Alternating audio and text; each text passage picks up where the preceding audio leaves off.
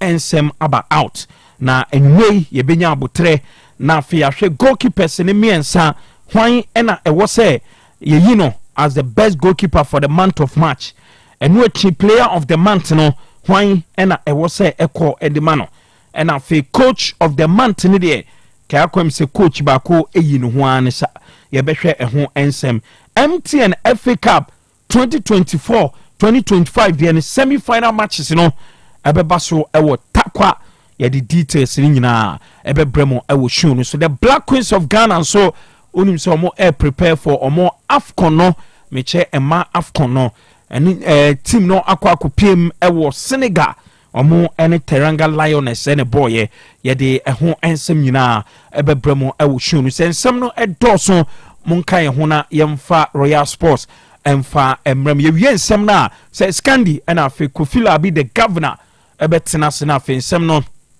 omo apapa mu kama de amamu fa mo messages no emfa 0505225578 0505225578 mu fa messages no emfa hona yenkinkan emfa emma mo se unimo bia odi ni birthday a ena fani din ene ne picture ebra onsu wia na ode udin e de account sebe ya ye man shout out na onsu abo udin e de account obetimi ajoin on Facebook no eye Otec 102.9Fm udu Facebook wa na on wa search Otec FM o search for Otec FM na ode comment e de ato ho obetimi alike show no na afi onsu wa share show no sebe adwumedie no bibia ebekoso kama nti mun join here on Facebook the videos awodo any pictures awodo nyina ebeto na afi mun so mahu sene nyoma no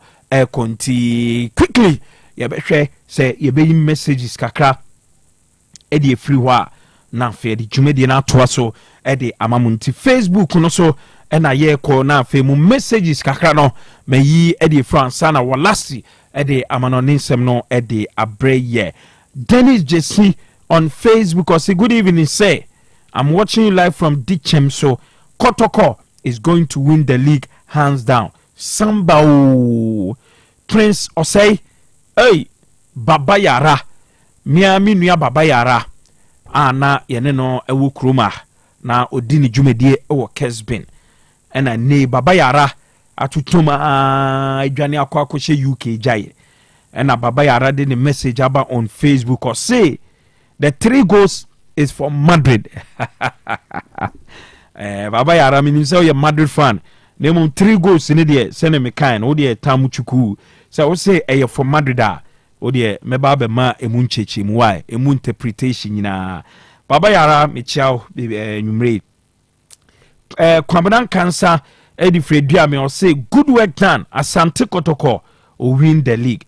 Opoku Clement and so I say hello and oma nyina bye bye. Buama Philip I say good evening I'm Filippo watching you live inside Pram so extend my greetings to Ejabuama and all a Suboy community.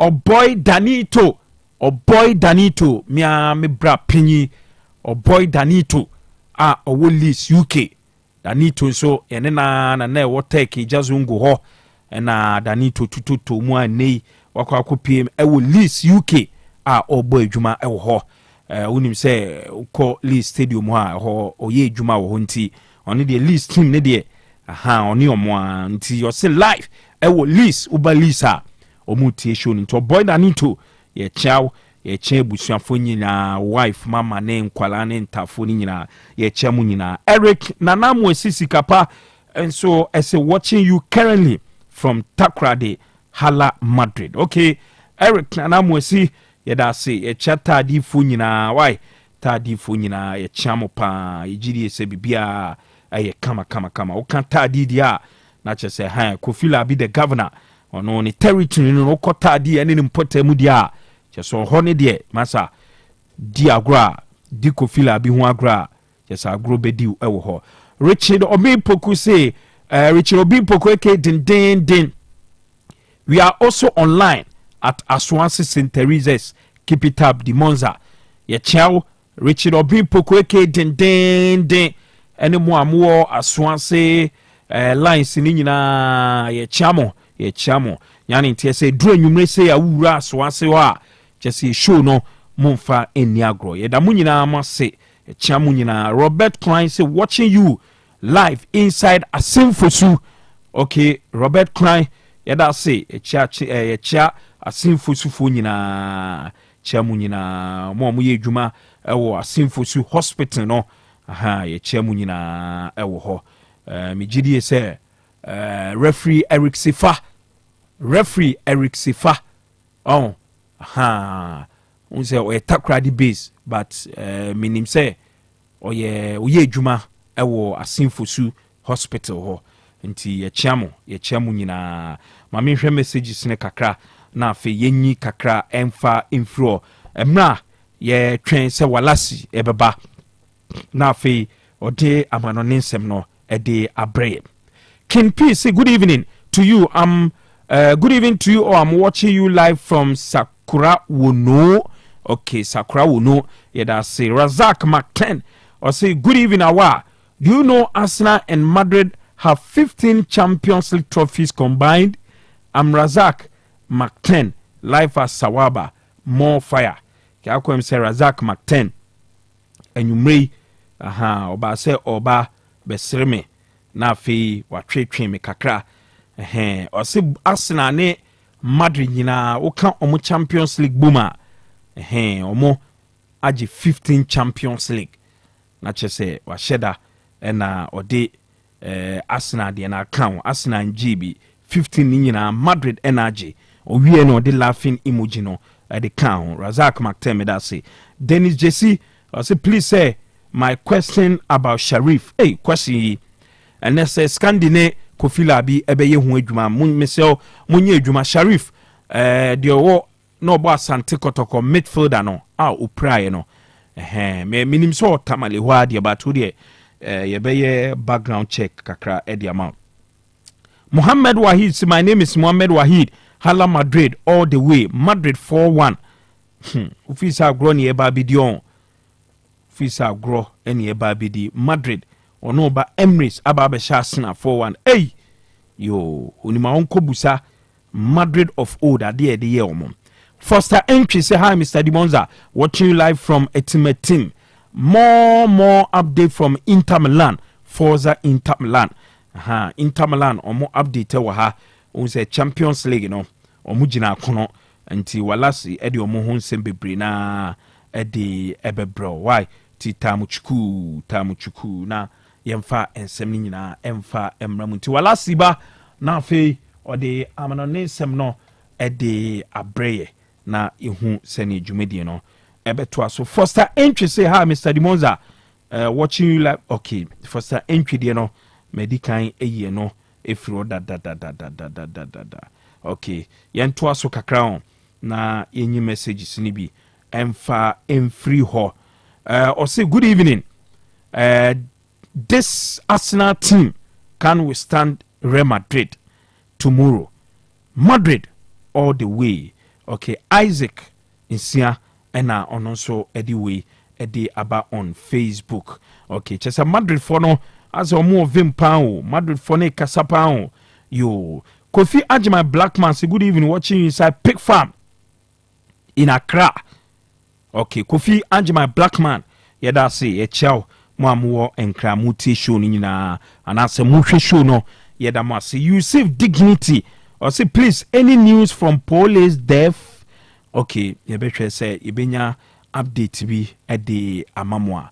Okay, about 7:20 nti yes walasi ede amanoninsem no breye watching the show live and clear at Afomim Airport Starboy ena ode message we ede abanti ekọ na afia kofa amanoninsem no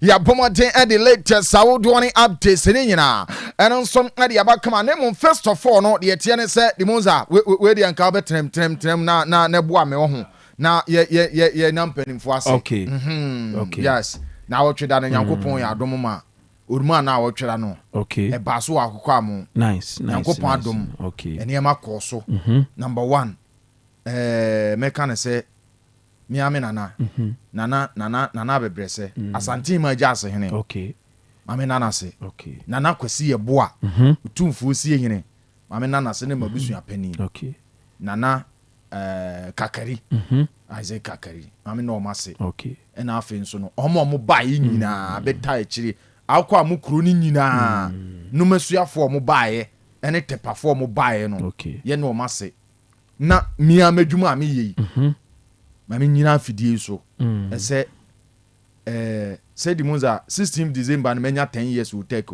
16th December yeah me ba 16th December 2015 yeah until 16th December 2025 10 years the monza not a single day na ma da sorry akase me no me hu da say me ye adwuma will take yeah mame sam fanto so mame na director Kofinti okay ene de tie ne se adwumayefo ni nyina ase na me ame boss wan ko Kanu me na se na ase sikapa Michael marketing manager na apia deputy news editor news fam na onim se na obo ade ne Jacob na be MC mame okay obo ade chia me of assembly ba debi nti ba bia me nya rep fi wo take ya oba de achia me ne Jacob Ageni Mboate na nakokoto yeah ene bebe MC program ne ma me a Nyankopon adom bibia da na akwam kama ya wie se bi wie ye no ya nkase ya kojisi ka bi dia be bibia Nyankopon adom bibia da na akwam kama enti ye do bibia se ye do bibia se individuals ba nyina yes me sure say echiri no na she da ma special mention okay and o china Champions League ko no ye be she da ni pa bia se okay enti de me kan no okay Asantema Ghana man okay Kumasi man akoko amoman me do bia se okay enti so koso ane shede sanete enti 18th October and ye yes 18th October 18th October okay ana na nakom na kuma numesu ya bonkum hene ye be kura na echi kura yes nti sanete okay yes nti yakwa mada ho kwa na mensa ma onyom no ma okay say dia motivation abawi yanko na mu na ma asna stories ma inkinkum I dey ya na pen ma won Osei pen ne ya sana da bi say we ma e try na ho no yeah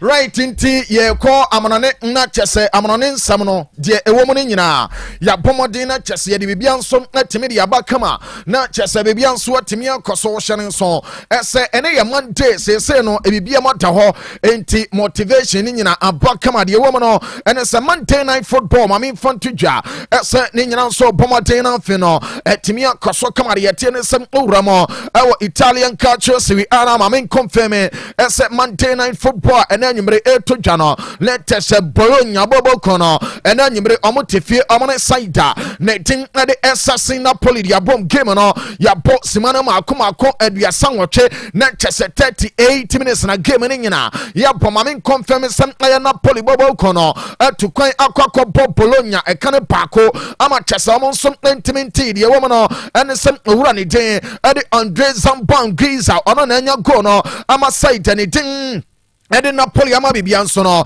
eno nso etimi akoso kama ye kano owram awalali ganma amonso nya game ni nyina ene se City gani bobo kono enyimere ya mena okasa amone Osasuna enso ade ahwema game no 27 minutes ni abom na mame confirm esem amode ni nyina no obia nso entimi nse bi wasa game no ma ye tiri nyina eno nso etimi ya tu ya hye nso esem Premier League no lecture sa wono nso big game etodwa na me pacho Leicester de no kwasem ni on Leicester story no me check ya said ye say no Leicester bobo ko na jijate sa adwene gunkwam no ekokoba ne sana ya na ya rawo sempa na de tenesem nwuram awa King Power Stadium me ba cho Leicester City bobo ko no owura ne tin ade Road Van Nistelrooy at bencha me ba cho omagimienu ade agu omo a kire din Newcastle abo Saida ne din ade de ten Leicester kam ye no omuntiminti game no aye 26 minutes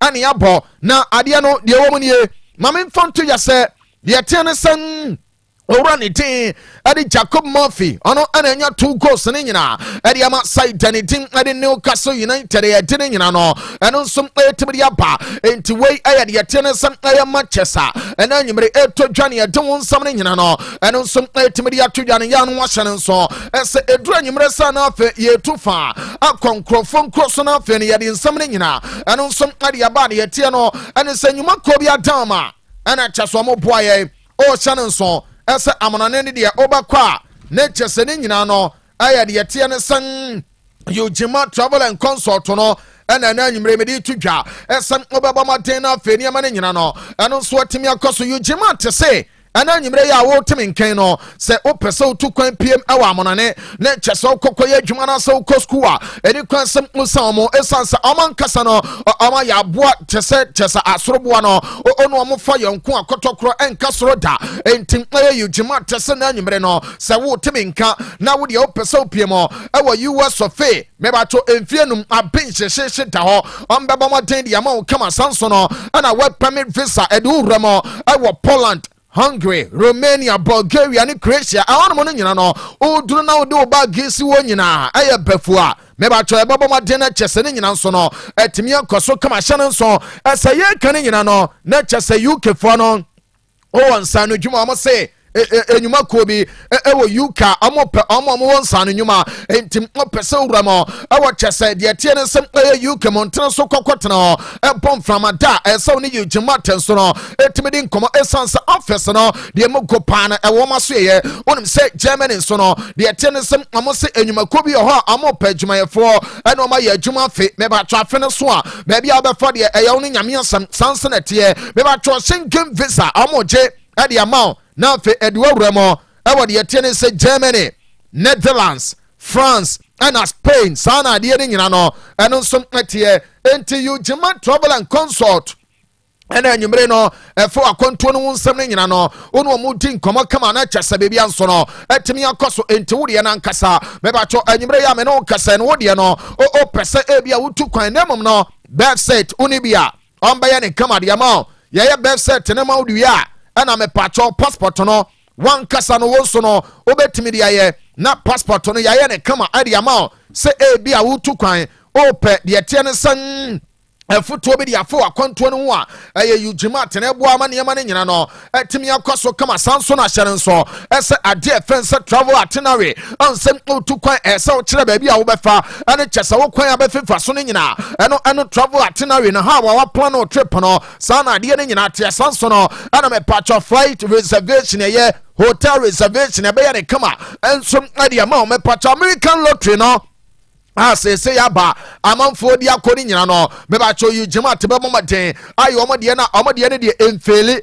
pekin kran eno a na ekoso Ujima travel and consult anyimre sa wo temi nka omo na no omo to kese na chese bebia nso no etimi akoye kama omo so ye ne yemie no ewo asantemantam wa me pacho obo ase no omo Yak Towers last floor the attendance Canadian bank no ye ne Canadian bank ne din twene mo sana tie sanso na opiem okumase a mame fonto yasam ofinofs interest so e ba be rem na wo so fly interchange na so a dan na wo tra on tra dan bia na oba interchange na so no me ba cho na chi pe sa dan ye fe the Bugis building na chi ene ye wo obaba beto ye na enkomode de ne de akapia no etimi aba kama ye no wo hye nso esa numbers ne yemienu aye 0553 944 608 0553 944 608 and that's 0547 740 774 0547 740 774 and no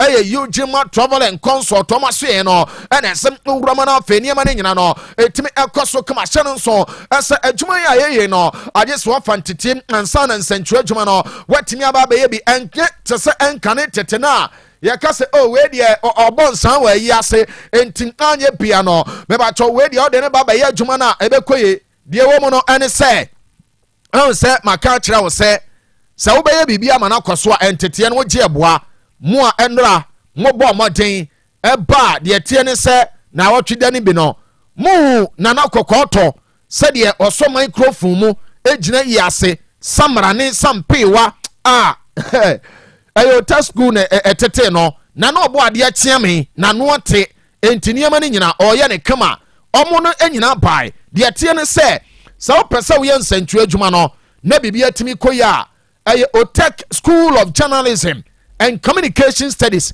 ana me pacho yede to anum se bra na fe bibia nso no entimi enkoso entiwo de se ukuta SSC ana se wase no o qualify SS school no betimi aba be sanso no na A level for ni na obetimi aba me ba cho mature students are bro 25 years ko enema no Otec School of Journalism and Communication Studies no obetimi aba be kama sanso na mame mfantodwa esem odie na nkasa wacho exam tefie twan results no ne fe na waiting results no obetimi aba kama na chese ne ma ne nyina no etimi akoso say yes sports na pesa wo ye say e bia program hosting na pesa wo ye say wo de na nkasa na enwom no na pesa wo pon afi o yes scratches ne kama kochi yi nam no lectures u kiu na afi no o bomaden dia tum kama ne nyina ye Otec school na bomaden na afi no me ba cho sa kwan ya nyina ye de ma on say video na ye twa ade ba TV so and Facebook no dia Eugene Maradona ye no Eugene Kwabena Maradona yes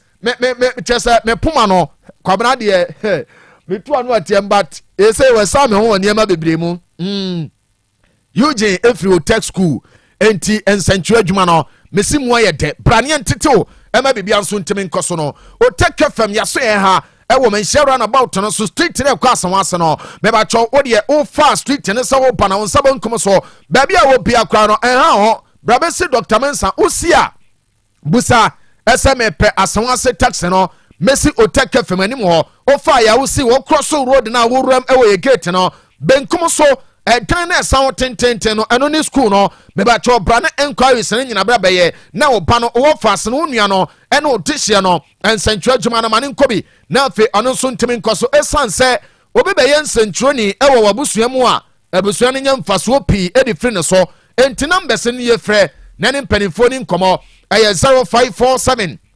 823 005 0547 823 005 and answer 0243 842 007 0243 842 007 and no Otec School of Journalism and Communication Studies one seminar and me pacho and then you media to ya me pano fino me pacho doneka ba mesha a feed diamond scientific bar and research clinic kasu ya na mababa ya mwadjuma lecture sabebi anso no etimi akoso kama name no me pacho mame fantu no sade ye kan on set Monday night football no ana ya mwadjuma name ya no hye no so esa ye kan nyina wonim sem ya UEFA Champions League no de woman say ye wura mana fe no me pacho eno so games eno so esa baso ne nyina no yetimi de won sam ne nyina etimi de abakama na chese bebi anso etimi akoso onim sesese no yewrem no wakora final stage no me patrol games awodo no shase enyankopon boda chena ene ne Wednesday so na 2 games pomate na fe abia de na no na chese ne nyina etimi atotom no menya ne quick na fe memfa ne nyina eno so etimi ma join the Facebook no oba Otec 102.9FM Otec 102.9FM like page no no share live video eno aye Royal Sports with Demonza no ebeboa pa ama show ni nyina no eno nso atimi akoso kama de wo no ene say wait for Champions League no lectures too much eba so da chana ne yenya nwadwuma na fe no officiating officials me ba cho sa game ya de mo ne nyina no yentimi mfamra me patcho ye te ne so wuramo awa Alliance Arena aye big game na to dwama men confirm asem aye club le team ade FC Payamunchen omo ginamo na fe amatena fe abokana pe ade nkonya guase na fe no omne side anything ade de tie ne sa international Milano me ba choma pomote na fe ni ma ne nyina no eno nso atimi akoso kama me patcho referee ye de sa game ne de ahya ne nsa no aye Swiss referee ne tin Adesandro Shara mebacho owura we no ebekwa akogina game no mu na afe no ono nso atoto ne kama na bibia no etimi ankoso kama entia no aye big game eba so na mame mfanto ya sade yetie no ene sem owuram awo saida na de ade ban na mepacho owura ne de ade Vincent Company aye coacha obomade na fe wa ya adwuma ade ama side na papa no kasa ade nsem pina timi ya todwa na je wo ne sem owura ne de ade Vincent Company etikase no kwabra mama ni picture we na mani cheche say be ya obi nkase me ka sam de ato no so enka onya bibi sei na enka beboa pa so we no kwabra de ete no shem eda na we mu no beboa pa company aye Bayern head coach papa no ahead of game amane side anything at international Milano ade babe bom no papa na kasa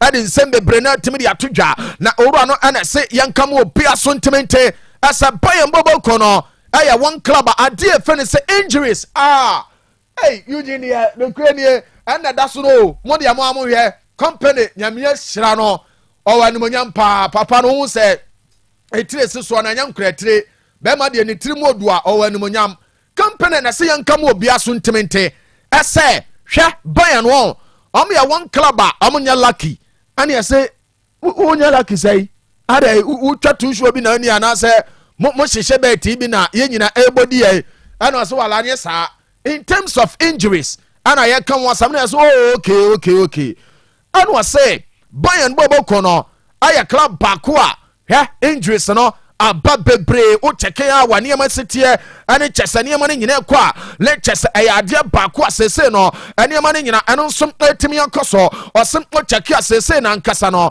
owura ne din ade de tie ne sem aye Thomas Muller ose papa na nkasa no aye obi a owuram awo Bayern boboko no a omo history na chese amo tro no untimi ntro wa bra chese o cheke last decade da atwamu ya Thomas Muller aye one player debia wo de ne beka ho na se ne senior man no bomaden na chesade ne nyina no eno nsom akwa so ama chesane ma ne nyina atimi akoso entim de all kano ene se ene ma na yawra wo sem na omaya list bi asa wala modi amamu hwe mo check sa list we anam se kochi list be ya no se ye goalkeeper manu no ya anam se we first 11 na anu se da bi de tiene se omo a say injuries and omu dine nyono no and am say okay and ya to aso say wanya manuo no ya de a and o say manuo peta no ya ayo obi abesine na injuries no ekọ na aba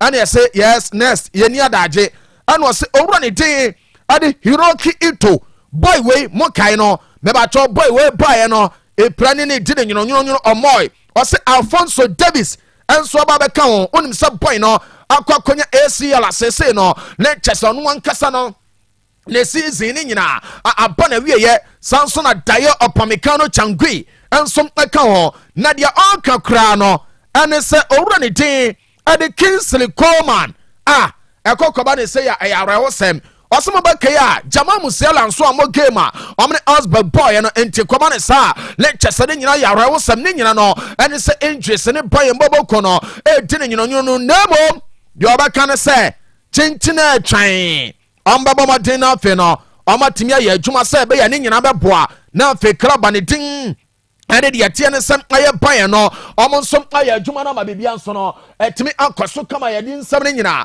eno nsom etimi de atodwa ye nwura ma na fe no ye mfa nsama wudu aka ne nyina eno nso ntimi mra ne nyina nsa oba join Facebook no aye Otec 102.9Fm Otec 102.9Fm oba no wa like page no na wa share live video no na fe dia kapia no eno nsom etimi akoso men kuma na fe no men nwura mo ewo wura ne din ade Simone Inzaghi papa no ene kura side ne dire international Milano na me pacho papa no kasa ade nsembe brena ba ono nso se hwa wo dia wo company o bobo no o bobo na meme no on se me wa 4 players bia san crofo ni nyina o rafia mame nkai o omo nyina nso so no ade ba ko ne se omo wo injuries and am say se no mo de bobo adum ni adan na afa ye wi a ya baba be ma excuses ana and o se there be ade ne nyina no ene se chese ye wo mo no ene se ne boys ne be our injuries and am say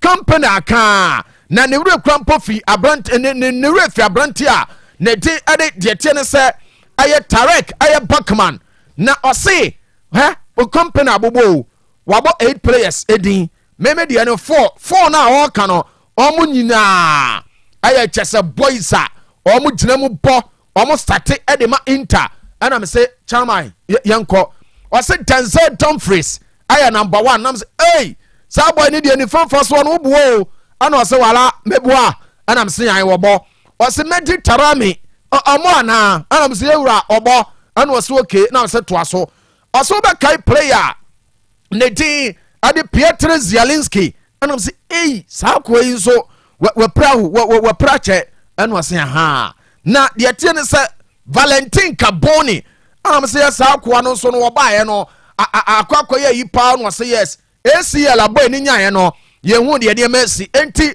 opia so nani wa nemom no still boys a omo ho no Simone Inzaghi se yanka amu opia so ntimente ase ogidie wo momo aye de asa game no ene mo nso na bakoso kama na afi no ejimo na timi akoye eno aya me pacho uramo awo side ne diri Inter ne chesom coach ne diri Simone Inzaghi ana de sansam ne timi aba no ekokoba ne se no afi eji come news no ano nso timi wi a ne chese ese mo probable 11 na me bacho 2 one jesene nyina no ebetimi ayuse ma me mfanto yese uramo awo side ne di ade Bayern de wo mu nie amo ho no ɔmo hwɛ ama bebia nso atimi akoso de tie ne sem owura ne din ade memfonto ya sɛ papa ne di ade Joseph Stanisic ɔkyena obetimi agyina mo ana Jonas Obek ɛbɛbɔ maden afi no wayɛ adwuma Joshua Kimmich ebetimi agyina mo Samson Abrante ne didi Conrad Laima ɛbɛbɔ Thomas Muller likely so ɔkyena ɔbɛstarte Michael Olise ebegyina mo Kim Min-jae ɛbɛbɔ Leon Goretzka ana fe owura ne din ade Hurricane Leroy Aziz Sane ana Eric Dyer we mo no aye 11 na aye likely ese nyankopɔ boda kyena no me ba cho company edi be wura mo na fe no me ba cho Bayern Boboko no amonsom abo na uram awo the offset team no aye International Milano ama me mfanto dwa ese Simone Inzaghi say ene ma nyina totoma emrante du ba ko aye likely ese ombeba ma no eno no nie yankwai yansoma ebetimi adem Marcus Lilian Thuram ebetimi astate Lautaro Martinez Sansona Francesco Acerbi ebetimi abo Hakan Chanolu ebetimi abo Henrik Mkhitaryan ebetimi abo Nicolo Barella ebegyina mo Sansona Benjamin Pavard ensono ebetimi astate owura ne din ede Federico Di Marco ebetimi abo Matteo Damien anafe player ne din ade Alessandro Bastoni we no aye boys aye likely esem aye Bayern Boboko no amonsom abaya adwuma na ma bibia nso no ano nsom atimi akoso kama enti yeloke esem ebetimi anya big game our Allianz Arena wa brasa game ne nyina no etimi atodwa ma bibia nso no ano nsom atimi akoso na me patcho no game ano nso timi abaso no onum se uremo our the Emirates Stadium nyankopon bo achena ekrubechi akra ni nyina ne se ansana Boboko no se no am say Madrid Boboko no awie se amoako ne adu se no baby aduru ni nyina obi atibi enti ansana and Real Madrid a big game in etodwa our Emirates ade wo no and some check here owura ne din ade fan aye Parijo meba cho papa no ofi Bosnia Herzegovina ba begiram na fe wadi sa game no awade yete ne sem Emirates ama bibia nso no etimi akoso kama sa big game akoso no na chese ye kan de wo no ene se empanifo woro na kasa na mame mfanto ya se uremo awade yete ne se two sides ne nyina before saneba na me the stories awuto ne nyina ba no ye mama den na fe ye players a omonso ebetimi amexe sa game no ama bibia nso otimi akoye ne de wo no ene se uremo our Arsenal edini bi na edini suoi omo aye likely ochena unhu omo no we ni de enye se bia ye ka se obetimi abo omo ye out of the game. One aye Ricardo Calafiori boy ne aye out oni injury ontimi mo Gabriel Jesus enso ekokonya ACL ono de se no season ni pa na wie ya na ne obetimi atono Gabriel Magalhaes enso our hamstringer also after season wabeba boy and day ade kaya vet enso ejinam ade ama kyese aye Arsenal bobo kono player no kokonya hamstringa after season no obeba ana fe Takehiro Tomiyasu enso anya ni injury omonyina no na kyese agese season no and ansa no omutemi aba na me pacho Raheem Sterling de no aye disciplinary aye issues ni nyina ne saboy no wa accumulate 5 yellow cards ontimi mo de omonyina no eno aye Arsenal boys out of the game amene Madrid ebetimi abono mame nwramo the White Angels asue na femi for update players omonsom abe mix game no entimi from already there Daniel Danis Bios mebacho yes April eba be kona wie yemu ho samre no na chese season ne ba be ende obetimi aba na fe wa ba be po Dani Kabaya Ramos enso no ewo ni injury ono nso no start training nemo no game no ontimi mo Fala Mendy enso akwa konya tie injury omo Eda Militao Gabriel enso ewo ACL se ne season ni endia no obeba ontimi mo Aurelien Chouameni ewo 5 yellow cards boy no entimi nyire mo enfama side ne de ede Real Madrid no aye kakra no nso etodwa ye de won sama udo no eno nso etimi ya bana chesa bebi anso no etimi akoye kama maka cha osapomaden ne join the Facebook no oba ne chesa o like page no na fe no wa share YouTube no nso no aye de tenisem Otec Sports ya no wa share nso esem ne stream media fa ho no mo nyina obaba maden na fe won so join here na niam na nyina timi ankoso kama enti YouTube no Otec Sports bamade na bra na fe niam na aka ne nyina no yentimi nto so na kyese bebi anso no entimi enkoye kama sa na niam na nyina eno nso atie ye de won sama uto no eno nso timi dia bana kyese bebi anso no atimi akoso onum se game American won sam no eno aye de tie ne se Arsenal ane de tie ne se Real Madrid boboko no adwuma kyese amoye no ana ye kan wasam no na me pacho Arsenal ane saida ne didi Madrid game omo ba be bono ehun sempina na eba onim se manager ne din ade Mikel Arteta me pacho papa na kasa ade nsem bebre na timi de atodwa wa bra ye bomoden na fe ye de sansam ne nyina no eno nsom atimi de abana kyese bebi anso no atimi akoye kama na Arteta ane yebusa no asa yewura na ade ba ko ne se wan kasa no sese no Madrid boboko no de ye beka ne se Carlo Ancelotti ye ka manager sa o ye senior manager wa bobra e wo coaching adwuma na ankasa na se wo ba be hia no sen na niema na ankasa no eno nso etimite eno na owura ne dide Mikel Arteta e kasa cheche nsem se no kwasem ni ono ade a de tie ne sen owura ne din ede Carlo Ancelotti no o ye one manager ono onimo no ana papa na ba adwuma che de tene se ochina game omo ba be no onim se experience ebe wuram nemo no Arsenal boys no bibi akamu bia no omba ya adwuma ma bibi anso no etimi akoso kama Mikel Arteta on game amane Madrid eba be no na se manager ne kasa na fe odin sem ne bi etimi edit to dwane mai join here e wo Facebook no so Otec 102.9 ana de tene se YouTube no Otec Sports Mikel Arteta kasa de nsem ne nyina ba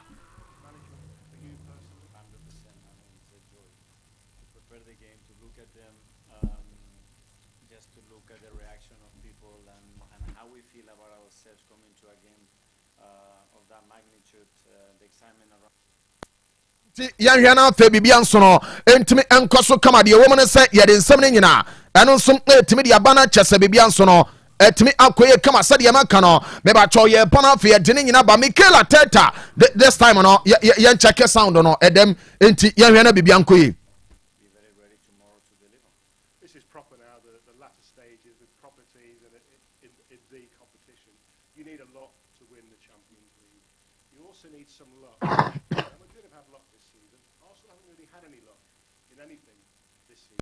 yeah, you know, the most I know for more. Enti yes, yeah, the beba. Name of Mikel Arteta, the old Kenny and say, Arsenal for any dear he, Momo say no, Maboyan feet tenduku, Madrid Boboko no.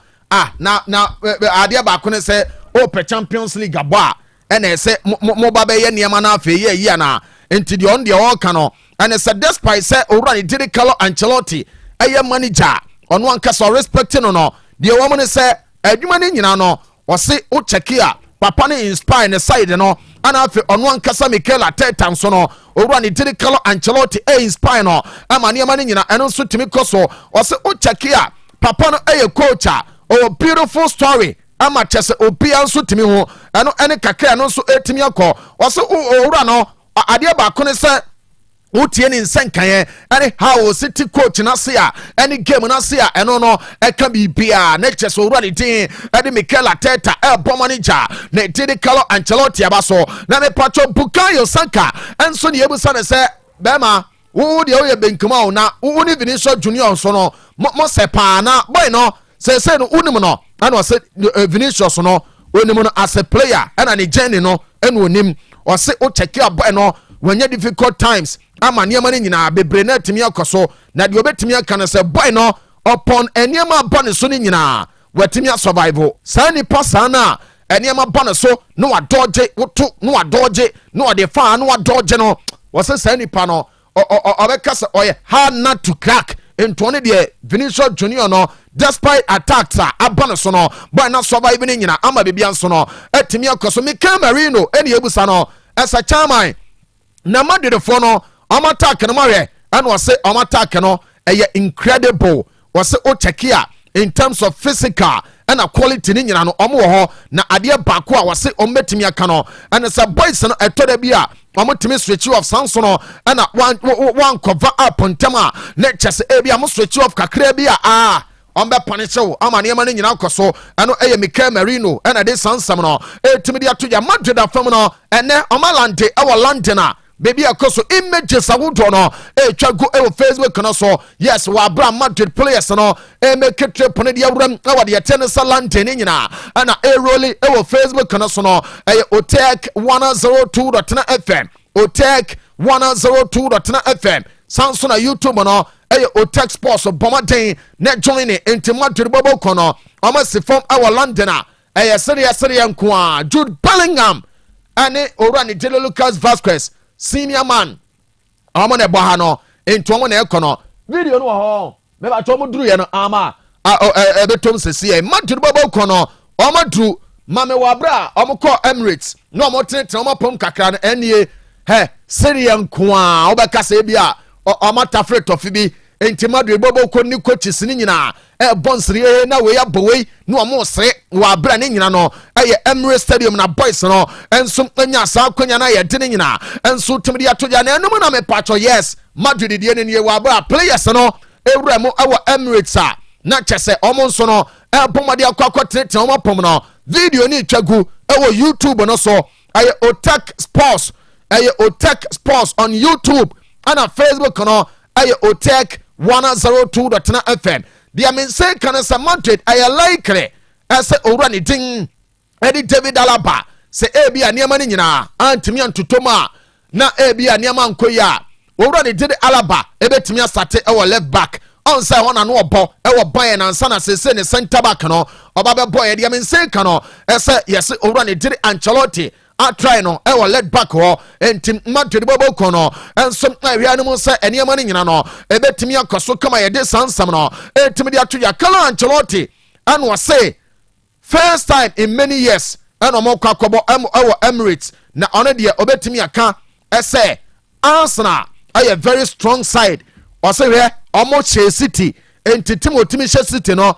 anya bete wo ho ade na eden na de obeka ni nyina and it's every game bia no omo try esem ombe ya adwuma ama bibia nso no etimi akoso kama ye de sansam no etimi de aba me pacho koto a and was say omo wura Arsenal stadium wa che nemom no adwuma no mbehwe esa niema ne nyina betimi akoye o say game bia no Madrid boboko no eye mistakes nemom no some mistakes no ombomoden esa ombetimi awie ne ntem ama ne nyina etimi akoso ana Ancelotti ne ebusa ne se papa se na nkasa no Madrid boboko no ase amonfo kwa hu wo Madrid bencha na bufu aba Kanu Rose number 1 papa yawo ohu Ancelotti a chill sanete o say he mo a mo de mu tifie eyusu plus 233 mo de mu benya na nka akokora tese me yapam me no papa na wo fa me a Madrid boboko no we the important person na wo Madrid no o say onye tired of him na kyɛ sɛ the Don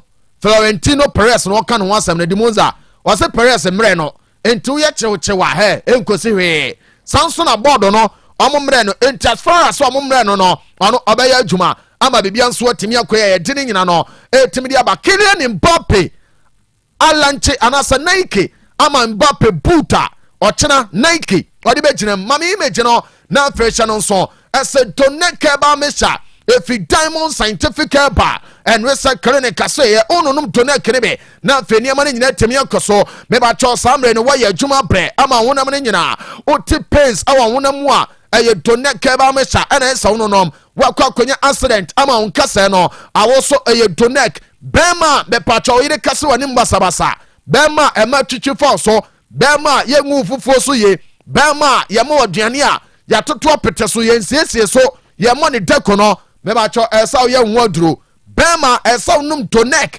na afei mɛma sɛm no nyina no ɛtumi ba kama Doneke ba mehyɛ ɛfi Diamond Scientific Herbal and Research Clinic asɛyɛ ɔmo se Doneke na ɔmo de aba mɛbakyɛ no nom bi ɛbɛboa paa ama nneɛma no nyina kɔ so ne nyina no sɛ Doneke no ɔnom no na kyɛ sɛ ɛboa ma nneɛma no nyina no ɛtumi asisi so kama Doneke ba mesa no ɛbɛma nneɛma no nyina atumi akɔyɛ kama ɛnte sɛ wotumi nkan na anwummerɛ no na wodeɛ no ankasa no akɔakɔyɛ ne sɛ ɔbaa wo menstrati a na kyɛ sɛ ɔma nsese ne mɛye wowɔ firi sɛ no ɛmfanshen ye enti wo menstrati a ɛmɔgya no yɛ krɔtkrɔt no ɛno ɛyɛ Doneke ba mesa ɛna wono no mɛpakyɛ ɔbaa wonia tenka no ɛyɛ Doneke ɛna ɛsɛ wononom ɛsiane sɛ ɔbaa deɛ wo ne bɛrima hyia na atenka no ankɔ yi a ɛbɛyɛ den paa ɛsɛ wankasa no wo ne no no ɛnneɛma bɛtumi akɔ so enti Doneke ba mehyɛ no ɛbɛboa ma wo mma asɛm no ɛtumi akɔ so sɛ bɛrima ne bɛrima wu a ɔbaa no ɛbɛtumi awu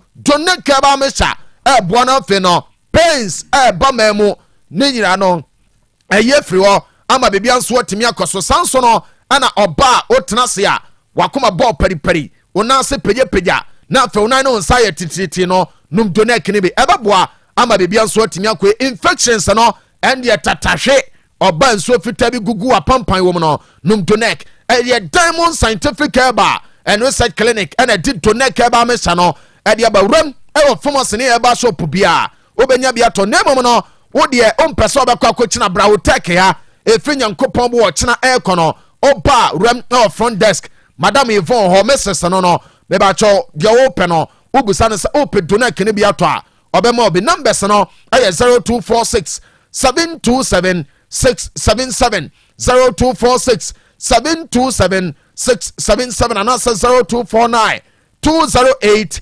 252 0249 208 252 eno aye Doneke ba mesha efi Diamond Scientific Herbal and Research Clinic asoye no ana aboa ama yedin nsɛm no nyina no etimi ede aba dimonza once again yenyina mu na yɛna obia ase bra Kofi Faith A Rentals eniyeme bia mepɛ wo de maame eniyeme bia mepɛ bra Kofi de maame ana Solomon o ginyame deko sola ya de o ɔno nso ginam ɔmo na deko ɛwo ho nyina mbɛyɛyɛ enti yɛna ɔmo nyina ase ɛyɛ Otec ya so na ɔmo de hu me dimonza Otec ya so ɛna ɔmo de hu me a saa mo ne nyina aba enti ɛna ɔmo ase ɔmo sɛ Master Jobo bai Master Jobo expert yes so on the end obeba Master Jobo bai obeba Master Dan bai okay ɛna Bremen UGC assembly member Ijasafo ɔno nso bai ɛbɛta akyiri ɛma nneɛma nyina atimi kɔ so me madam for ɛkɔ bɛgyesi ɛna Sun and Stone Ashanti region Sun and Stone mpanimfo mmienu me no ɔmo Samson ɛyɛ organizer ɛna chairman Kwaku ɔwɔ emina ɔmo nyina bɛ ɔmo amfa Sun and Stone ama oh anwea no deɛ no ɔmo hwie gu na wɔtweda no so ɛbɛkata so oh okay aha nti ɔmo hwie anwea 2 trips gu so ɛbɛkata so nti ɔmo abai okay yes ɛbɛtaa akyi nti dimonza yɛ na ɔmo nyina ase na Nyankopɔn hyira wɔ mo na bibia ntimi nkɔ nti yɛbɛtoa so yes yɛbɛtoa so nti yɛntoa so ya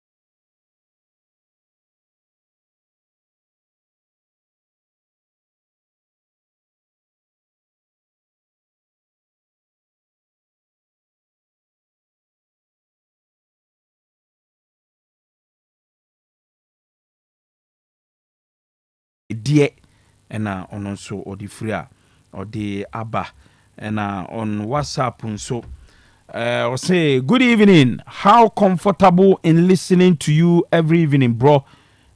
You have no idea. I'm enjoying the show whilst monitoring my students at preps. Keep it up. From Miller inside Twansi Senior High School. Toss and the fraud yaba. Nti Miller tutor or your chirichiri ewo Twansi Senior High School. And also OTA show no. And also hwem kwala no so amu esuade. Nti Miller yeda wase ye chiao teachers are more toss nyina any students are more nyina ye chia mu nyina. Nti yentwa so Kofila be the governor tenase sans and say Scandi and so ebetenase ne memo mumre pa na omo ewura amano nsem nim de amaye. The fearsome three nomiensa yaka boom Hepa plus Pavi enafi plasmos na sa enomiensa we okaboma yare bia ha obia ebetu ase de amaw sa odie no obi ha malaria eta ha ne pa edru daytime an ho denden na mo edru anajo a na wo ati gu ne so wo ho ana ne ho so ayehye unya the fearsome three enoma eno ene betu ase de amaw odie ne body pains obi onye adwumaden kura na ne honam nyina eye ne ya bia waye kese o kese no srade nko a unya the fearsome three enoma ebeboa ama body no aye kama se bia uhu signs of stroke ebia ohwa na onan no tumuza onante kakra bia na loki o sorry a na onan no ase bibia chi no onsa na aye trititi ananse wo don sa behwehwe o sa onan no de be pempem ho kakra no aso sisi unya the fearsome three enoma ebetu ase edi ama mema na idru anajo amuntimi enye adwuma yie no sexual weakness ku amanfo kroma odi ne the fearsome three so atinka ewe chira anasa okrade wonni atinka me pa cho try the fearsome three ni bi fearsome three de onuma two infections eboa ema nkwamo na eye dinti ebasa yare nketinkete chese onene to nkwanta mapai eboa for general well-being of your body. Ukra 16 Ghana cedis obenya the fearsome three ato.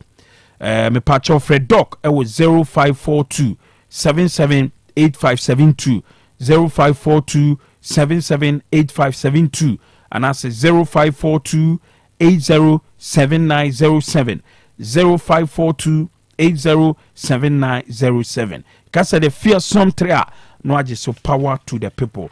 Abapa shopping mall simen kanche se brana bedidwa nioma ope ato nyina say your phones laptops ope fan ope TV ope air conditioner ope rice cooker ope blenders chese ope nioma ebema o kitchen aye kama aye modern day kitchen ope ntade na ato ope empa wardrobe chese furniture aye die sisi ye dem ema ye dem aye kama no kan ho fa wani eche abapa shopping mall kwaje abapa portable washing machine ni bi ne bo no eda form ukura 399 Ghana cedis obeje ba ko akofie edu weekend eno na onioma ye fia odi besi ne kama abapa shopping mall ese download omo app no how ko play store na se app store no ahwe abapa mall no download ubetimi akoso na afi omo products ne de opibia no onso wetimi choose oni omo dinsa anase oni omo ekasa de open utua momo a ombesua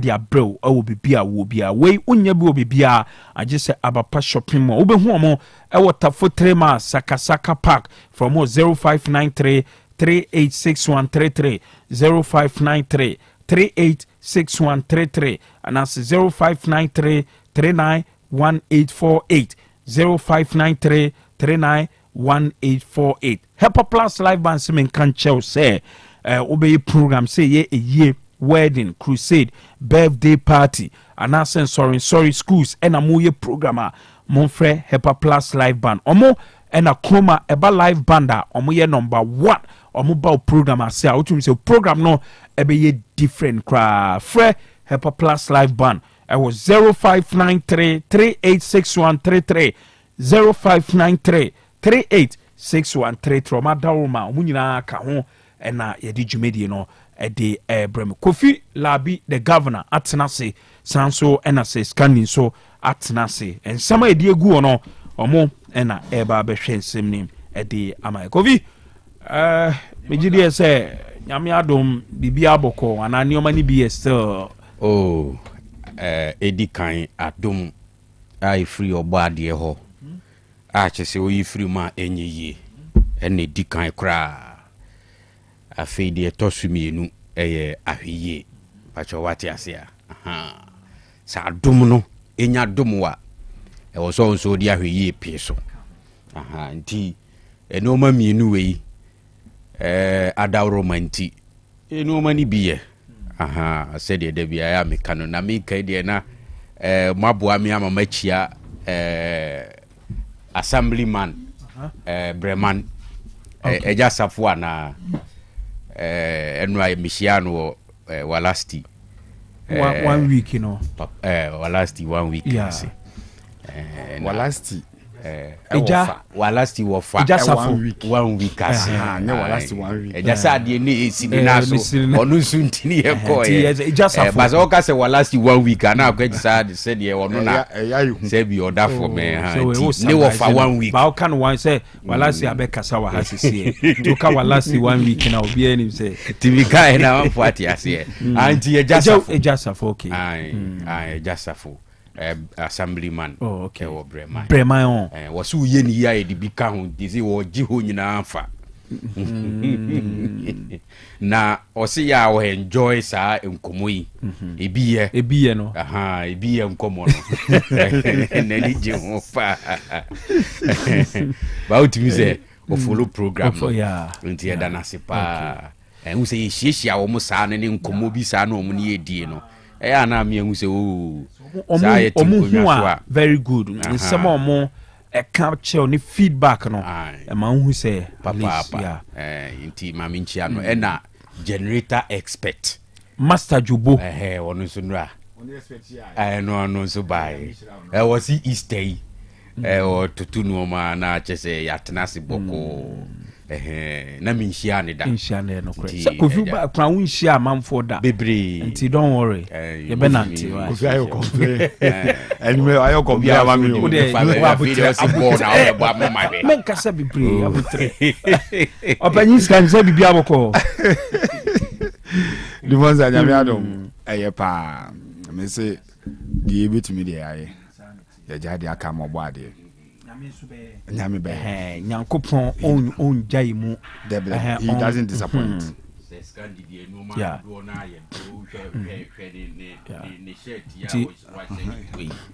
so we share the appearance Scandi dey say you quantify in Pia and tundra bia was sad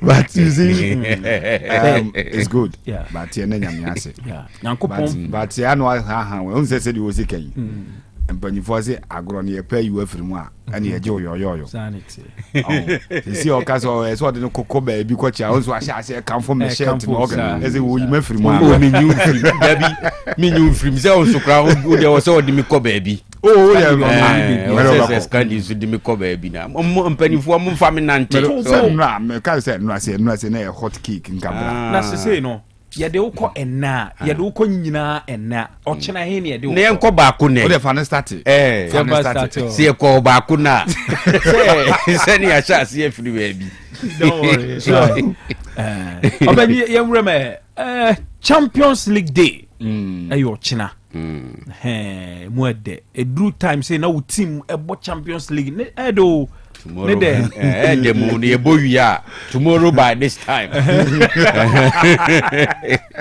the be ko akusie ne be ma be ye oda na say nyo de ba enye ne den kwa da ne ha adwun unse ne edebi wo ho a so wo mu a ena ye ma wo but bi won so a otum se we de eyese na woni hobi eyese woni hobi ko obi ko ni ko hunu basis first leg but se ne mu na enye sa wo ho amo se ne mu hu asase mo ebi mo akonde mo asena no enye sa wo Kofi yanko ene mafuku na what time obe ka no aka ene betimi am 15 me ma 15 flat.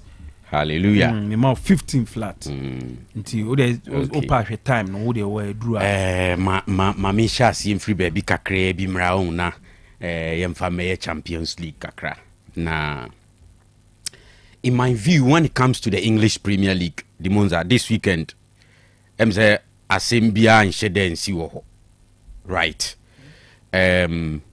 Arsenal ko ball draw against Everton. Liverpool lose 3-2 to Fulham, right? And we all know say do chino. So pamu ne mu eden a na me dru ba bia ani bre no so ye more. At this point in time, o check how season e ko any baby a ye dru na. Me assure say a lot of people believe in Arsenal. So mbetimi a chase Liverpool.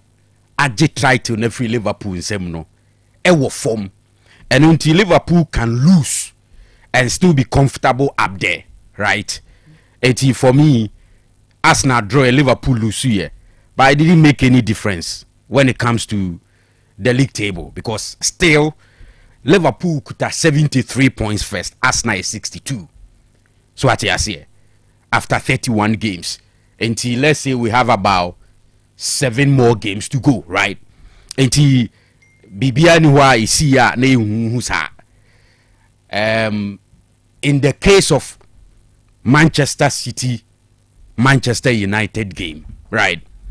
And I can say in my view, the best for United in the game, even though Old Trafford a point. And I also said, say, Manchester City losing that game. And if I'm to predict, Man City a win or draw. Maybe they are surprising Kakrani say they played the game wabra goes BMPM and also they are my football game sometimes a more exciting a recorded goals in the game because in the course of the 90 minutes, right, aside you be a pair baku ema especially neutrals enjoy game no when that moment comes ball betonet. That is the moment you celebrate pa. As I say be a open draw. Near be pon when you draw. Now be celebrate no. That moment where a goal is scored, the best moment in the game and most of the times. Na can say BC. Enti say a ball game yes na and record goals to some extent you can say as excitement be every game right? But in the end City form ain't too good. The reason why as we speak, City that sees on the league table, right? Same as Manchester United, almost struggle and no dear echnibie ni ho ehun hia krasi ebesi supiem. So what I say, it has been a very difficult season for Manchester United. A season to forget. And clearly, you be we no match points no. Me sure say nwanwa. Omo anon be make a difference no for Manchester United, especially in recent times this season, when it comes to the City United encounters. No, if you even want to look at it from the first game, no, Ahmed Diallo was not there, right? And he say, who say at some point Manchester beat me put 1 or 2 passes together with the long ball, but umbe drew box no. Who is there to kill it for United? It was always a problem, right? Same as Manchester City because Haaland was not there up front for City. And who to kill the game for City up there was also a big issue. I think on the day and run it there and Mamouche and me and Haaland Jumano, right? And in the Premier League, my thinking is that BBN one more is ya na huana this very weekend. So what I say.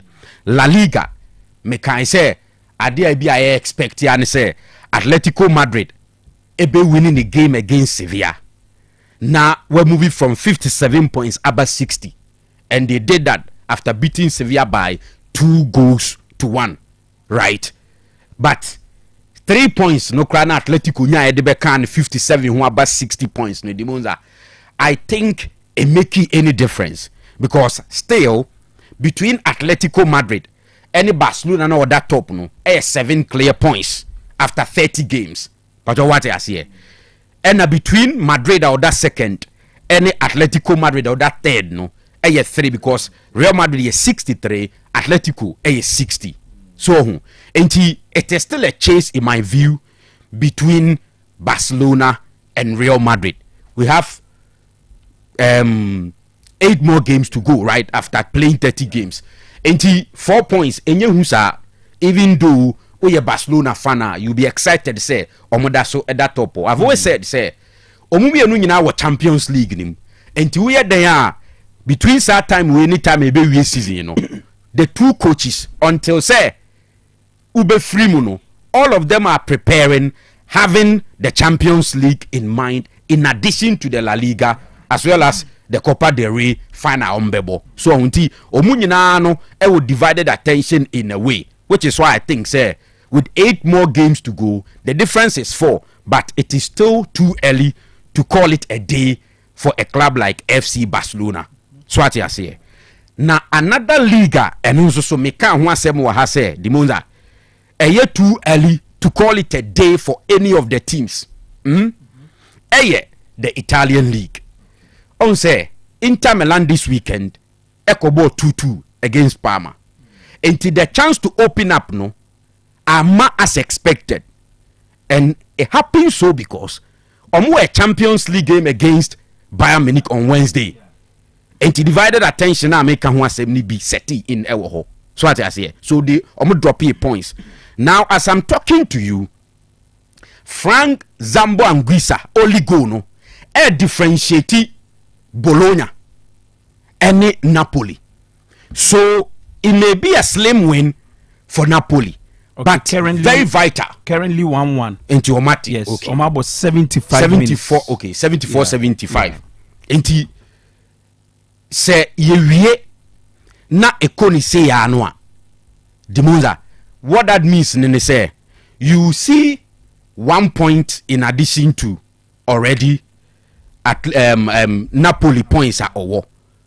Enti as it stands now, Inter Milan points no 68. Say Napoli to me win. What is going to happen is a beba beka just a point. So what I see. But draw ne bar, then you are looking at 70 68 65. Yeah. And still Bologna Fonso almost last 5 matches winning. No, omu 4 man kasa. So omu coach no your friend Vincenzo Italiano. Or ye Italy ni aye won wo Germany. Nti wo German fo ade ne kakra won mu. E no san wo Italy fo ade ne kakra won mu, right? E na Thiago Motta ya Juventus for Pam ni ya omudi Igo to Abbey. On started the Bologna project, it was going well, which is why Juventus Cofano. But Vincenzo Italiano take you over no. Watuaso from there and drop here. And Omanya very good run. And the mommy who say Napoli was a very difficult game at hand. They will put in the 5, but it is still a very difficult game because away for Napoli. But on say this is Antonio Conte, and we're putting in that fight now. No be I expected because he's a winner with that kind of mentality. And on driving Napoli, abepim sa stage ya me kramika say still you cannot call it a day for Inter Milan, even though Inter is stronger than Napoli. So what I say, and I expected that 12 game from Bologna because Italiano has done a very good job with this Bologna side. And in the remaining 15 or 16 minutes, we'll look at how it will go. But whichever way it goes, right? Se Napoli and tasty defeat, the competition is still tight because it is still a very close fight between them and Inter Milan. And don't forget, say Inter, Champions League, and also a distraction. And Bologna interesting. Omu 2 your friends are Atlanta from the 3rd position. Atlanta crowd so drop points. Yeah. Now Bologna crowd here. So I'm to Atlanta. They want to remain in the top 4. So what you say? So ombe beat Juve. Yes. And one say Juve also could draw against Roma. So Juve also make a change because they want to also hit the top 4 finish at the end of the season. Until Umuja Tiago Mota Quine and Omode Tudo Abba. The first game was against Genoa. He won it. And this weekend, Osan facing another tough side, which is Roma. Roma, Claudio Ranieri, so a transform you, Mamo, you're very stable. Okobo 1-1. And he say top 4, no? So what I say, in a way, Bologna and Juventus are pre home. And that is what is keeping them. And he, now to the Champions League. Me who say Vincent Kompany kasa, Simeone Inzaghi kasa, and it's good. See bedru sa stage we no so you be who sa signals we be. Me I've told you say quarter final fixtures ne baya na me catch wo fia ha say one game in my view so close to call Bayern and Inter Milan. Don't forget, say the last time now City edge Champions League, you know, they were in the final with this same Inter Milan side, and after that final, no, they've been consistent too. So and Metmiaka say 80 to 90% of the setup is still there. That's why they are topping the league. Italy, right? Today, Bayern Munich and so Edasro when it comes to the Bundesliga, right? But Dimonza, we all know, say if you want to compare the two managers, say game koso, you drew point to be, you want to count on the technical and tactical abilities of coaches to make a difference. Me sure say the believer yebenya was Simeone Inzaghi, right? And yet the same as believer yebenya Vincent Kompany. In my view, he's a better manager. And if you want to compare Kompany to Simeone Inzaghi, right? Inter, one of the teams almost also are winning the Champions League before, same as Bayern Munich, right? Maybe in a way, if you want to talk about history and overall performances, you put club FC Bayern Munich ahead of Inter Milan. But currently, Dimonza, it is very, very dangerous for Bayern Munich, even though the game is going to happen at Allianz Arena. Maminche Wadibi, Simeone Inzaghi, where one of the coaches are Omobo 3 back nibi. Nedian Unimudi Oyeno, Obo 3-5-2. Na the wing backs no na ya na me misro omopa. Dimarco and Mathieu Damien. And animu hono. Uye Lateral Martinez free wa. Turam Soba no, he's also doing so well. And anytime Biana omo attack no, you have Dimarco Damien joining the attack. In Tianya Rekran, you see at least 3 or 4 players there. Omulu Subo na obvious. The fullbacks are expected to draw back. Dubon say Damien, Federico Dimarco, Omar Babak. When they come back, you have at least 3 in the middle and then 5 players at the back. And Nama Omobo very difficult. Intermediate Bayern Bofi, but Miss Roma Omo. I'm telling you. What I'm seeing is our Allianz Arena. Yes. I am thinking say Simeone Inzaghi better manage game na the free Allianz Arena. No makuwie Ntokwano. Italy. That's where the danger is. Between Real Madrid and Bayern Munich, they are a difficult job. Bayern Munich, because I'm thinking say Arsenal at Emirates against Real Madrid, the kind of opposition Arsenal de Bemano, I don't think say it will be up to the opposition Inter de Bema Bayern Munich Allianz Arena. Enti media mumu game no me pese meche wo. Okay. So what you see? Mame fa no ma Scandi na me basis of the mame prediction. Win or draw for Real Madrid. win or draw for Madrid. Actually, say Real Madrid didn't lose game. Lose game. No. Kofi me that's why. Me that's it. We nye new asem. No kren. And I also person predicting say. O dey member me dey say mo na mo purple mo nti. Mo wi da idea me so ye no. Na ye 3 goals in 3. Goals. O dey Scandi Bremen. Ana Kanu so ye nra. Oh, Man City. You be sure mo Kofi you be sure mo. City. You be sure mo. Sir. Every man came man. Okay. And run he was emphatic say omuntimi shaman you. And you say City to me shep. Also omuntimi shaman you. Sana City to me shaman. And they want to you. Me nam nyina. Okay, me ka. So the gumi. Was he be share. You be share. Ave the City to we say. Ave ye game you was yeah, na dogui kra de ono so kra wo che ba kwi. But no say Enra.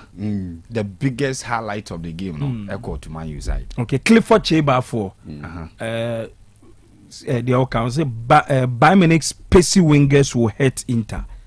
Bayern will still go to Italy and beat them because then they will have all their injured players back. Winim de ma or Bavarian winim de ma wingers no eye adwuma pa when the fullbacks are not able to come back.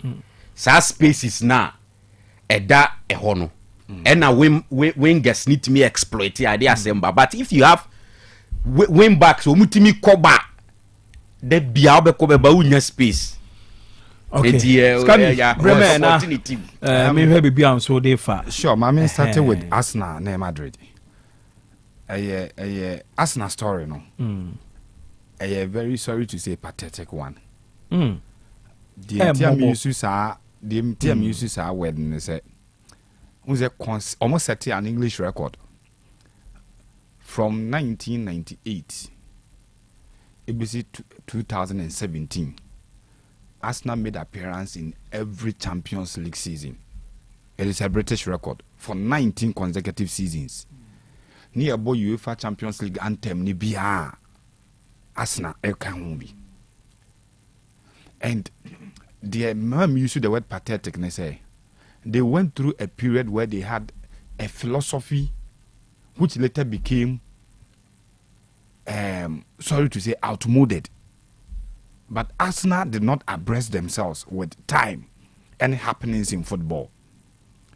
The decision that you're back on low profile, na you're in low, near Beshan high, or big stage and so.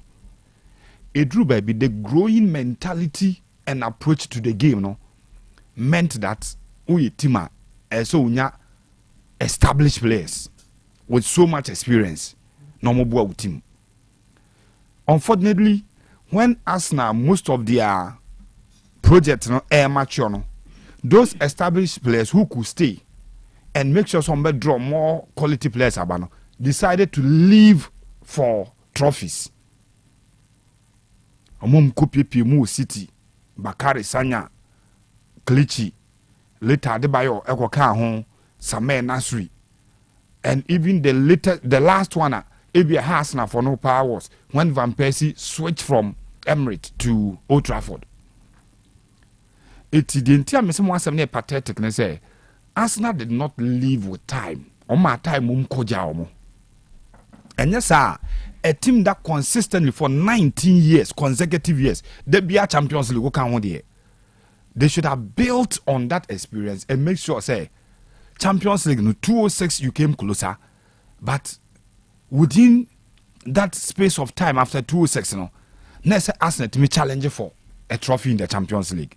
But after 2006, I feel that Arsenal weaker in contesting for the trophy because most of the players are on the trophies felt that they have to look for greener pastures elsewhere.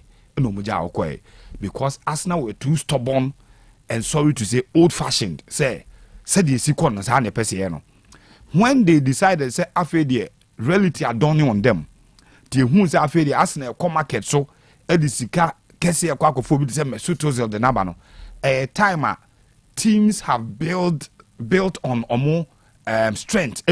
Arsenal were never going to compete and catch them. The Arsenal started bringing in big players, yet went me and survival because the likes of Madrid, Atletico Madrid, Barcelona, and those teams, you know, not picky at the level of Oyomushi and Arsenal. Hey, 206. Arsenal on their way to the Champions League final. Omushia Madrid, round of 16. Eugene, give me the shots I gave you. Now, how deeper Arsenal Senke. This is Arsenal lineup. James Lehmann, Edapom. This is the first leg. Arsenal to Madrid. Santiago Bernabeu. Koshomo 1-0. Thierry Henry. The only goal at the Arsenal. James Lehmann imposed. Mathieu Flamini makeshift left back. Because Flamini is not a defender, but makeshift left back. Sandros Toure as the two center backs. And Emmanuel Eboué. Later no crown because of the runs. No, they said na yinso born a ball. Samuel Nkum. Also benya say Kotoko no bedebemano. Then Fred Lundberg, who later came to coach Arsenal before Mikel Arteta, and Alexander Hleb, Gilberto Silva, one of the most underrated central and as a defensive midfielders at Omabo Premier League. On time the shine. Yes. Because the time now, all corner there was a certain Patrick Vieira. Our no budget shining in idea free. Fabregas, young Fabregas. And Alfie, Jose Antonio Reyes. Then Thierry Henry anymore. Where Arsenal squad. Now give me the Madrid squad. I want to start the game. And Real Madrid and so squad on the game no. Casillas imposed. And Cicino as a left back. Ramos and Woodgate as the two center backs. No. Now Roberto Carlos. Gravison, Sweden and Uchapa. Now look at the attack from midfield Orban. Beckham, Guti, Zidane, Robinho, and Ronaldo. Okay. Sa squad we 206 second leg, you know. Sa squad we end man survive Arsenal. Arsenal players number boy na. Squad we end man survive Arsenal. Emma Thierry Henry, the only goal in the game. Emma Arsenal share Real Madrid. So it was not just about the quality on display. Because even on the bench, Raul Gonzalez more bench and also Raul Gonzalez is on the bench. And clearly, Arsenal in that Champions League, after eliminating Madrid. I think almost say Juventus, almost Juventus and semi-final, almost I think Villarreal, and some more final, and then Barcelona. The Barcelona team almost stopped Arsenal from winning their first Champions League. No, it was just like the Barcelona team of 2009 and 11. I'm not sure there was any team around the world that could beat Manchester United to that Champions League. No, and Barcelona side nana nebeshe because how Moscow and Nikomne difficult to win against them, not just a match but in a final game. But this is how Arsenal say. In the Arsenal for vibe be the last English club in the knockout phase you are free mu sa vibe na and Liverpool for echo final no go share Madrid no match money so. But don't forget that Chelsea won against Real Madrid only to lose the tie. Thomas Tuchel. Ediana on Ulusu tie no 2 legs in a kaboom na on aggregate to Ulusu. But to the game. And person me wet Arsenal for an appetite kakra. Okay. Realistically, menye sure so Arsenal fan. Now the fanaticism not to nchen Obama Arsenal the best of chance will game with. Simply because Ubenya Vim Arsenal come because a depleted side, a Madrid side no. Senke full strength from the both sides. It be a discussion the best. But it is still an Arsenal side that is depleted. Gabriel and Saliba in the last 2 years has played almost every game, unless injured. Now or you're off the season. Even the player now, or mamo, a lot of hopes and convictions on bit my you know. And you injury na sack free aba. O free injury na aba. And wababo one game, I mean Premier League game. And now when you free bench aba me who say the quality that's so even coming from injury. Tomiyasu is off. Gabriel Jesus and go bit my experience kakra from because Mikel Merino. Trossard are the players are here more force 9. Yeah. Maybe, just maybe, and can the experience Kai Havertz accumulate here from Chelsea playing in the Champions League and winning it. About Arsenal this team honestly off. Honestly out. It as a team they are much more depleted. And none of my discussion necessary. What have Madrid side now? Or more Frank Garcia. Yeah. He's doing well. Raul Asensio as a centre back. Ongun Wenmase to play 2 legs full time against Atletico Madrid. A young boy, yeah, trusting him because injury and make sure say the team no SR triumph over Atletico Madrid. Arsenal ne be hunu no. And don't quite City derby obebo awie ane na Madrid krom ho a ebi obi ku abetem pomam. Na wato we dia mane no boy ni timi nya the character ejina game no bo 2 legs ni nyina wi etinye bi a Arsenal ne be hunahuna no. The biggest problem of Madrid about how they will arrange their midfield, and I think that is where Arsenal will have to take the advantage because Enei Tchouameni is a pale shadow. Vasquez and they drifting and then as a right back Emanebebo. Normally ana kwinda ho infin ho kura na no. Now they will turn between starting Luka Modric and as a Camavinga because Valverde will start the game. But the problem they say Federico Valverde has not been the player anymore no. This particular season. It was expected that after Casemiro, Toni Kroos, Esenko step up but I had to say Casemiro, Toni Kroos, mono no didi omo kakra. 2 players no ko wie na and in terms of energy and experience e won finfin on ne kura bibi no. He's off. He no. And a Madrid the nimu attack no de Rodrigo, Vinicius, Kylian Mbappe. Arsenal a huge task to deal with. But the managers may be the difference. Carlo Ancelotti is the most decorated athlete when it comes to the Champions League. As a player, he won it twice with AC Milan. As a manager, with the AC assigned it twice. At the Madrid, I did 3 times, thrice. The Champions League, he involved in 7 titles, Awaji. Both as a player and as a manager. In the days as a player with AC Milan, 2 titles, manager. The last one of the ACG was the 2012 Juve. A cup final. And Oba Madrid, so no. Obeje La Decima and the Momo 10th one or the 2 asoso to 3 titles with Madrid as a manager, 7 titles, a huge experience against a manager, one who did not win it as a player and has not even come close as a manager in Mikel Arteta. To say 2 managers next and discussion here. Difference in so it is a non-starter and the starting book. But Ancelotti recently actually say teams are more the carry to attack Madrid no. I thought they be not the plan B no Ira.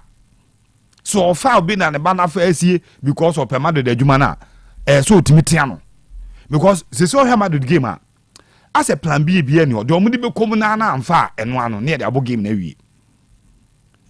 And the reason say Arsenal PBB substantial every game we they must create overload in the midfield and decide on the book game now on Finfin. Because on game now on Finfin. Arsenal wingers are be count on for this game. Maybe Martinelli. Or also no, from injury or by no. On say or yeah the Martinelli of last 2 seasons. And you say offer bono but direct at the about so. And a Saka no. I'm sure some Madrid for no to be overloaded by a Saka bebo. they will overload him. Say obo from the favorite right side of attack now. Vasquez and Ebebo as a fullbacker, Obeko, Obeba, and yes, into opportunity. Ebeba say, "Ebi obit me attacking." But the problem I want to say, side one ano, likely says will be to say, Valverde estate, and I said, Camavinga starting game now. Yeah. Obe more defensive work. To them because side or side one ano, right side one. Likely so mess up with Vinicius or so whoever. On the elbow a yechi Saka you know will not even dream of say Obeba and Mababwa Saka. So Saka will be isolated in the game. What am I saying? The Obeba let full back no. And now the Abedune say Sa runs via Uben say Saka Krabona na ni full back in the Mika Bisano expecting that ball Beba no amane de akono. You will not dream because one Camavinga is closer to Vasquez. Again, yasa the Vinicius Junior asa to win more. To walk a suicidal. Yeah. So according to UEFA, probable lineup from Madrid. Okay. Courtois, Valverde, Raul Asensio, Rudiger, Frank Garcia, Rodrigo, Modric, Camavinga, Bellingham, Mbappe, and a Vinicius Junior. Just like what I'm dreaming of. And I'm sure say in this game, be free. Bellingham say on operating from anywhere you want to operate behind the front players, no, because Camavinga started now Vasquez Valverde started at least in the midfield they will be dreaming of say ball Tito Moa second balls no monfa. That is why Arsenal must overload the midfield to make sure that two players, no, and to bring the headache of not even going into action. Okay. Omo di abe say yen shell the back line. But somewhere somebody on the line so where Abranti friend Vinicius Junior any Mbappe a hono mo enjoy more action na a bit difficult for you to survive. So always so invite probable, no? Almost probable lineup no. David Raya, Timber, Saliba, Kiwo, Lewis Kelly, Odegaard, Partey, Rice, then the up front three, no, Saka, Merino, Martinelli. So what I was talking about, Unya Partey, Nanya Declan Rice, no Unya Odegaard. What it means is Arsenal ball born through Martin Odegaard with Partey and Declan Rice mopping up and picking the balls into a big overload. Against the Madrid midfield now, who started Modric, you free tackling. Camavinga tackling yet. This is okay penalty be okay Lewandowski okopeja na diko see the stress no or a suspect when it comes to pressure. It's a difficult game as a bit mama game na difficult for Madrid if omunyo read them right and they get the mentality to approach the game. But all you know so akwa Madrid forget about 2006 then because 2006 even at Santiago Bernabeu under 50 minutes next time Arsenal had three clear chances. One of them even empty net he had the fan chain more captain Thierry Henry had the ball fan chain. So it is an Arsenal side that can decide to make the game difficult for Madrid in the first leg. But you ask yourself, what will be the mentality of the manager? Ebeye you 2 legs. You manage first leg. Nienko second leg mu. Madrid you manage game in Tiano. Yes. Because you also manage be defend. Especially who go home first, you know. Also yes. All out. Take the risk. No more. Yeah. Even in that game, no Monday Man City born last season on the penalties you mono. At a point City felt say some manage game no. Madrid bad game no stronger. Okay. And that is why I feel that Nyame adma china and yet a straightforward and a one-sided fight for Madrid say as a omuku twa faso de akọ. Say Arsenal no more than right they will cause Real Madrid a lot of headache, especially when even in the back line ombenya problems with makeshift or inexperienced players are ombe rem dia mom. Okay. Media a be a game of goals. Okay. And also who me 3 goals. Me 3 goals. Who 3. E bi kura more. Okay.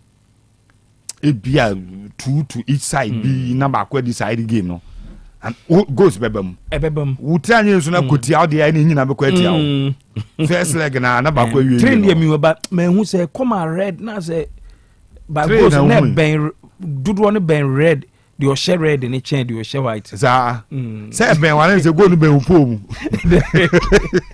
e ben wan say go no ben upom ma kan we true story o ni pan me so tie show no okay time my ball coach no na so you defender and o call malam no nso nim and malam nso ka change ene ogu ho okay oh na tough match o da ma meka match no okay na okọ nze jazungu a that time rival teams team back na Azinga and about consider from Sadat ni team so no mushia wo stadium nipa no wo tie show no okay and na malam ni so obehye go ono so anka ncha malam so ye defender na match no mu ye she mu ye de me say that day kon the benya man of the match ball or boy no after knife me wabobo ni nyina man of the match with defense o te knife me pija ball no head and a ball ni twi ni ti no kwehye no ho ngo say so obeshigo ampan so shego okay emphasize earlier discussion on can me statement on the other game okay time into earlier discussion among for interest Clifford Cheba for say the building of the Emirates Stadium was the reason why Arsenal couldn't compete in the transfer market for well over a decade. And a lawyer Ishmael Boache, former Asante Kotoko board secretary. Sure. Yes, I'll say good evening, our greetings to all the crew. Kindly tell Scandi that his view of the pathetic Arsenal story is not wholly true. This is because after Arsenal built the Emirates Stadium for about 500 million pounds loan, they decided to recoup the expenses incurred in building that stadium. That's why Wenger decided to transfer most of the top players, the likes of Henry, Fabregas, Van Persie, Vieira, Song, Nasri, Hileb, etc., to other clubs to ensure recovery of then most expensive stadium in the world. And this can happen to any club because after building a stadium now for about 1.2 billion pounds, the club can buy top-notch players into the team. It comes back to my question. As an Arsenal fan, and it's pathetic to you that you have to force and sell your players to recoup when a squad and Calvert may build the winning Champions League. Number one. Number two, the story of Tottenham Hotspurs. Tottenham became more competitive in Europe and played their best football when they were building their stadium. Okay. Anna. Yes. When they were building their stadium, top player. Our maintaining Hurricane for that period, no, they became much more competitive in Europe. It Arsenal they pathetic say team no moon nisika. It is some more forces at home or more priceless assets in every moko. The reason I mean say in between that period in Chelsea, Arsenal to win the Champions League. Okay. Because our squad no win the Champions League man. Okay. Her squad be on the beginning man you and him 209. Squad be a Champions League we beginning man you and man. Pass it bana Kieran Gibbs or form Yam fancy ye na ye homra ye ba na afi ye de aka na to aso ede amamon twen ye ba league no nsensem no ye be kan ho nsem bebre ensana no binasha no manabo ensa ben no amuzu bitters wose amuzu bitters Twaso apomode mapade eno ane hepa plus mixture apomode mapade eno ane hepa plus mixture unia havi ane plaxmox mixture no malaria duro no ana ani say nam sa wo beje di say me wife nyina ye tested positive yenum bie no say eku malaria mo no nyina am ye nyina negative ade ho won ma woye Hepa Plus mixer no and wodi we nsu aba sentia e was say immune system strong de bia antipavi support immune system no na plasmox no so etu malaria no gu malaria symptoms at say etipaye afiafie wonum ato ahomre no msa achekura 4 days na pavi and plasmox mixer wanom no etutu malaria na sekura anya sa bia ko hu doctor fra 0542 778572 and 0542 807907 magie dure di pa pavi plasmox and Hepa Plus nyina apemfo abato mo manufo enu kwada woni mfie dumienu nka o pharmacies na herbal shop FDA aje edwede nkrato yatum Hey, opani.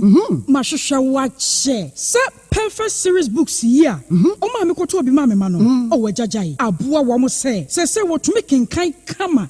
Wa kabrofo. Na nkontabu okra de ejajai. Wonderful. Mese Ghana for GAJ perfect series. Atumo no de jai. No de animdifuo ene kire wa nwoma bia. Owo crèche, nursery, any KG, books bia bi. Ene owo science, creative arts, maths, RME, history, coloring, computing, OWAP, nina. Every basic 1, equals basic 6. English, every basic 1, equals junior high school. Ne band combined store, or nina bi. English nom, and maths nom, me say, books be anywhere. Perfect series, any B, na GS, any NACA, and so I'm approver into a batter pian koto be maneba. Hey, and na so we dear, so could be crabbe to me a could chew akoton. How many students who? Na, and look at dear, what table one say, she almost has a mock exams, terminal exams, and a midterm exams at the master kuswa. A here one more at to phone call put to a station wa and crying down so mine. First up, and your mama by beer, your tonto books beer for 0243 2999 38 and a 0540 755 465. Perfect series. Your worst future is secured.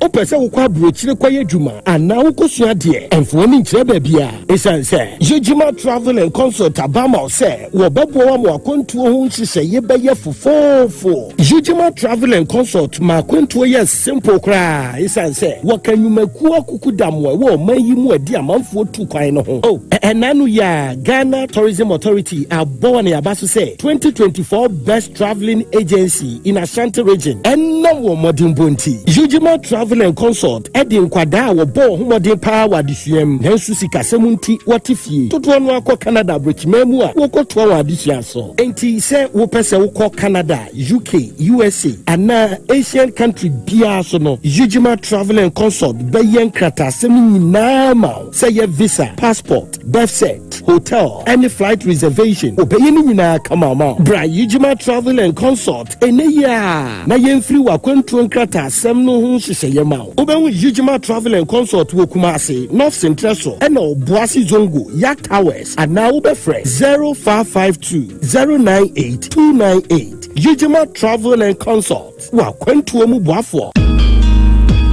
for free. Provident Insurance Bama Quentua on Dessa. If January equals March 2025. What the insurance one some shop Provident Insurance and sa. Some will renew and now we are for Penya Chadia P. Emufua coupons and the Providence of the next Papa B. And you turn one year WhatsApp assistant or buy and chat is here 024 242 6396. Obeso to out over to me swakwa 15 branches. Ya to apetigan and mobile. Over to me sunny brokers and I agents in the mobile this was Janami and Sunny na Provident Insurance as some Ghana man some power Makonia Badi wa Wabambo Massa special for you for alcohol Kaisan check a cow.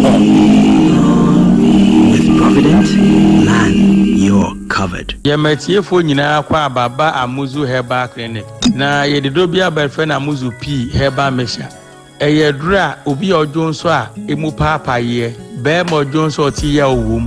Bema bi oti ya wanka so ni bema numu bema odun so moja anase bema odun so ani mo tototro na firi bema numu ba we ni hawa wo hu a edura American farmer no ya Amuzu P Herbal Mesha obi se doctor me dware wi a ne hu na me hene ebu on so ase mbo bi se huko dwie na me hu na mani so hu sa de no so Amuzu P na American farmer obi se doctor me dwon so ani mu ache minu we na musen ejunso wia na bia kam na ma ya susu ya me ya uhu sa ha ya American ya edura American farmer no ya Amuzu P Herbal Mesha odwonso moja anase odwonso no eni nye fe ni etum anase eni eko anase pampan a anu o hyepa de dwonso na echi se saa ha no na ohun a edra mekanfo ama ono ya amuzu pi eba mesha ebia na oti ya ontohwe no mu ya na ya oya onya amuzu pi no mu a saa ha no nyina beko na obabi so a otie mi a insasa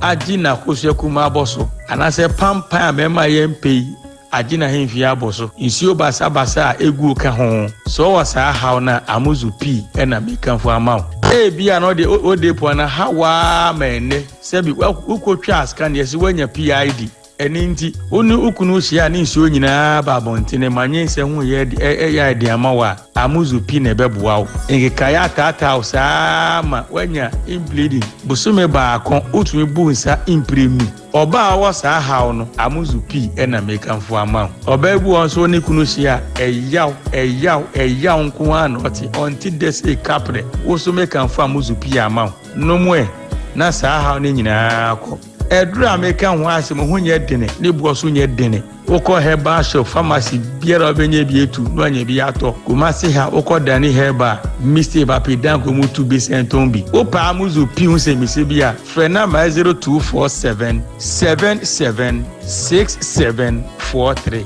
amuzu heba clinic Mauji Hiwachalo. Bema wo Johnson ni mu pai ebikam eyawo eni moja edi akira ana wote mpampan ewo Johnson echi ensansa gu bema no edura ebeboa wo eni amuzu pi oba obam no wote mpampan bone ewom ensuo bi fifiri mu ba etoda emu ekeka wo edura ebeboa wo eni amuzu pi ubenya bi ewo pharmacy ne herbal shops nyinam ensana nubinasha no manabo ensa bem no amuzu bitters você amuzu bitters tuaso ensana nubinasha no manabo ensa bem no amuzu bitters você amuzu bitters tuaso. Okay, yasaba back ye tuaso edi amamu ye de fie nsem no tuaso edi amamu nemom koje amuzu garlic bitters ni bi enum why amuzu garlic bitters eye eduro nwanwaso a ebetu yare a haw nyina se edi amaw se yare aba pa na nuro no adoso nemom de metimi edi ho adanse pa edi amaw eye amuzu garlic bitters it chance wo obi a o blood pressure ewo soro a onum amuzu garlic bitters ebete so edi amaw se moja no se ne wo se ye adwuma ewo body nim na wo body ni timi function ye no se moja no entimi enye adwuma yi a koje amuzu garlic bitters ebe improve blood circulation no o de ne se o tena se kakra bi a wo sorry a wo sisi eya wo ya wo bo se o 93 onsa wo bo se ase bibia sum bibia che no koje amuzu garlic bitters ni bi uyo bia wo dwunso mu hawa o de no eye amuzu garlic bitters o body no uye bibi kakra bi anu abre obu oda soro kwa na no honam nyina eye ne ya sebi wani unhu ade yie asa ade no wu ready a wani sunye o clear amuzu garlic bitters ya unuma improve o vision sanso ena wow sugar level no ewo soro no ebe lower na e de amount obu okọ kete so ntimi enna it taking 3 hours 4 hours tonim paswa chese obe muni sa ntimi nda koje amuzu garlic bitters ni bi onuma tumi after hard days work to paswa na okete so anu ada se ohumi a utumi se ohumi no bre ensisi so ye unya problems a eye amuzu garlic bitters ena ewo se okoje it chance dronia papanti no FDA for agiatum oko herbal shop any pharmacy shop bia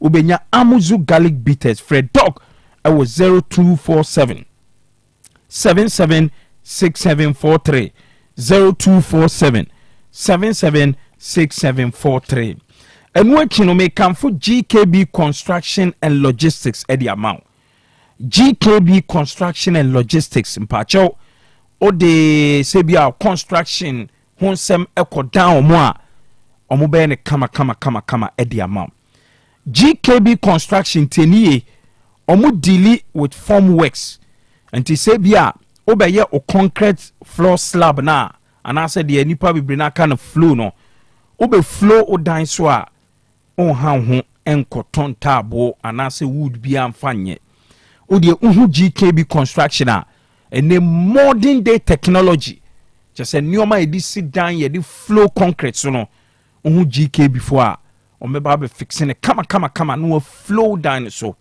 a wotim se flow so a ahoden no the durability no e wo soro pa eno echi GKB roofing omo tonton chance die long span self lock and afi IBR omo ye free estimate e the amount sanso and a wood fabrication for roofing e bia obebo wo dan so a wo say send omo de ntabo ebebo so ama na ye den na omo de chance dan no e de aboso ama na ye den no eno so GKB roofing uhu omo a kama eno echi GKB properties nso omo tonton sase eni mfie efie a yesi a yenwie ye anase fully furnished houses nyina no omo tonton e bia wonye sika o pe fiato sa o pe completed anase de yenwie ye no me pa che okohu GKB properties omo ena kruma o kotofie anase o koto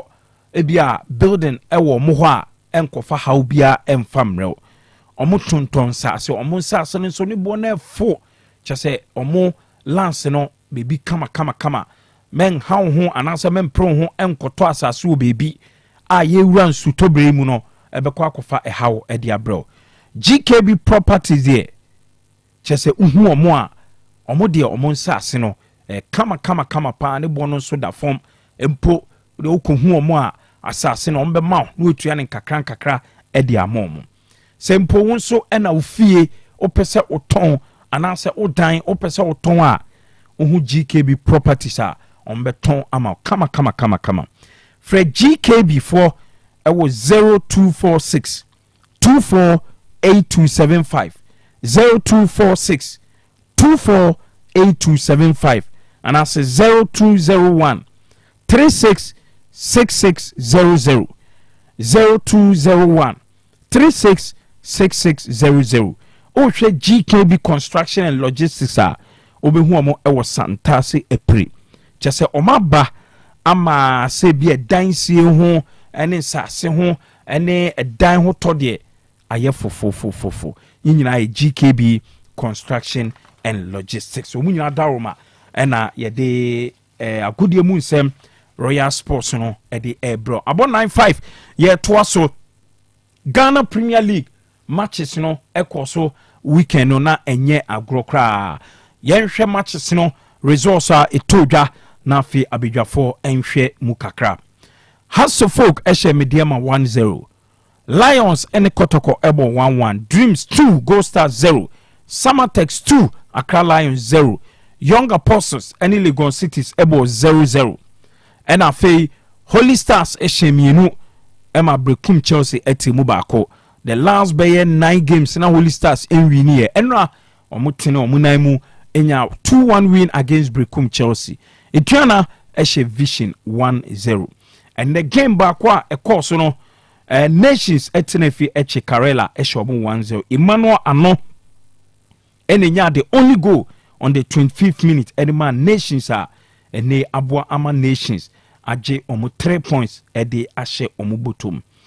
It say after match day 25 no uche table na Asante Kotoko ene dikan Kotoko edikan ewo table no so omu 46 points Baby any Gold Stars ewo 44 Nations ababe tosumi ense omu 42 Heart of Lions ewo 41 the top 4 no eye Kotoko Gold Stars Nations Heart of Lions Hasselfolk etosu enum 40 points Bechem United unim say weekend no ma mo na komuni so atreman ne mum points ne dia momo entino Bechem United etosinsia 39 points Mediama 38 points Inform Dreams FC the last 5 games omo winning nyina omo toso 8 position with 36 points Samatex etoso enkono 35 points Brekum Chelsea ewo 32 Ediana ewo 32 Holy Stars ewo 30 Young Apostles ewo 30 ɛna Vision ɛwɔ 28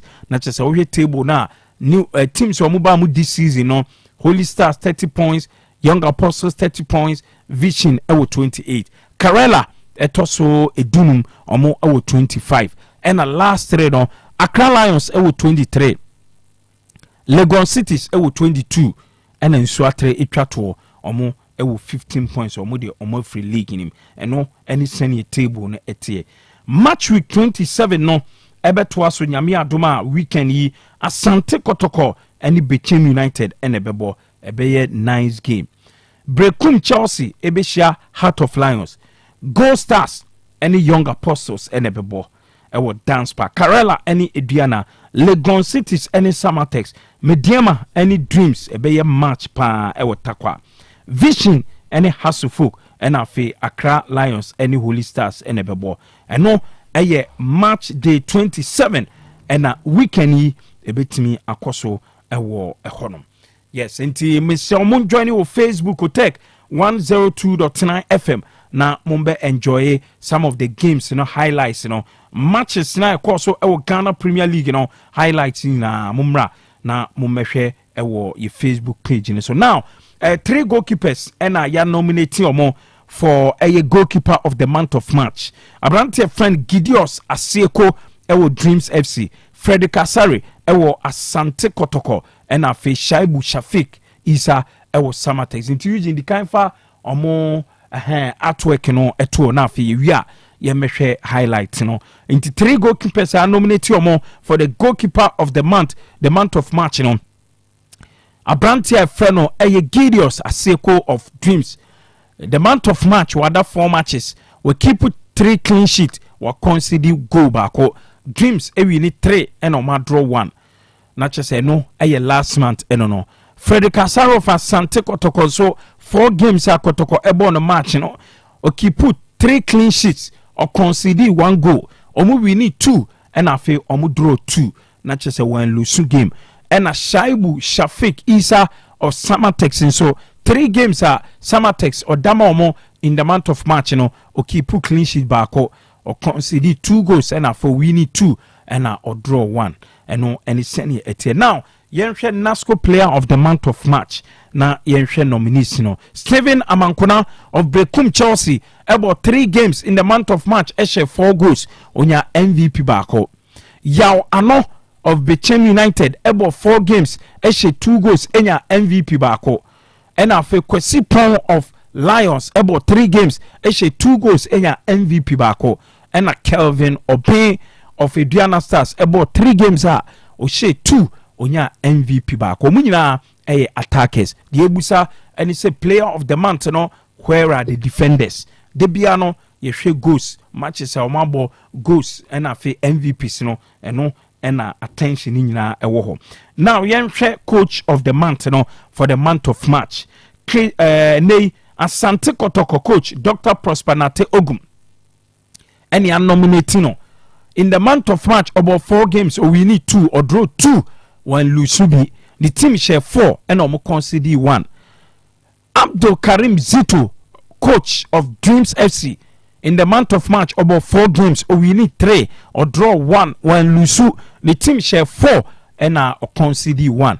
Christopher Enin of Samatex in the month of March the team bought 4 matches or we need 2 or draw 2 when Lusu or share 4 and concede 2. And obviously Osha Karim Zito ewe nimpanyi nti eno ene sene etie ewo ehodom. Now you move to the MTN FA Cup 2024-25 MTN FA Cup semi-final matches and penfa confirm say nyina ebeba so ewo Takwa May 11 and I say 11th May afia next month and 2 matches in ebekoso Golden Kick any Atram Divisa ebebo and no all Division 1 affair na fe all Premier League affair Asante Kotoko omo any Brekum Chelsea and ebebo nti TNA Stadium ebe hostu MTN FA Cup semi-final matches mienu enye agrokra ewo ehonom.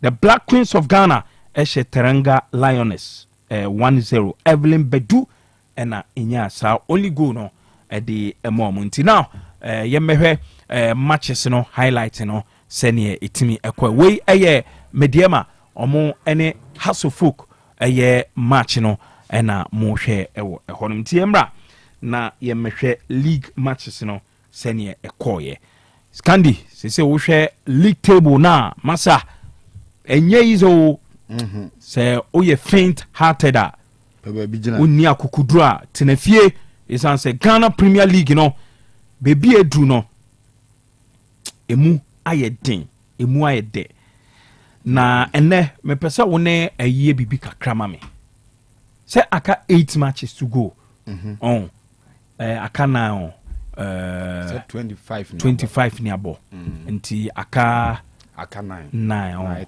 okay 934 sɛ teams ni yɛ 18 nti yɛbɔ 34 17 away 17 okay nti kampɛ sɛ moyɛ projections kakra ma me menim sɛ mo ne Kofila bi mo bɛtumi ayɛ a maka kyɛm sɛ wonni akukuduro a Ghana Premier League ne tena fie baabi aduru no ayɛ den pan but wode yɛntietie wei mmra yɛba na yɛatoa so Maxwell Sabre on Hasselfolk okay yɛni kan tie ne matches no Kasim Mengel a coach for Nations FC after 1-0 win against Karela no yɛntie nsɛm a Kasim Mengel ɔde tuja all the teams at the top there are aiming for the ultimate. We are also aiming for the ultimate. That's why we play in the league.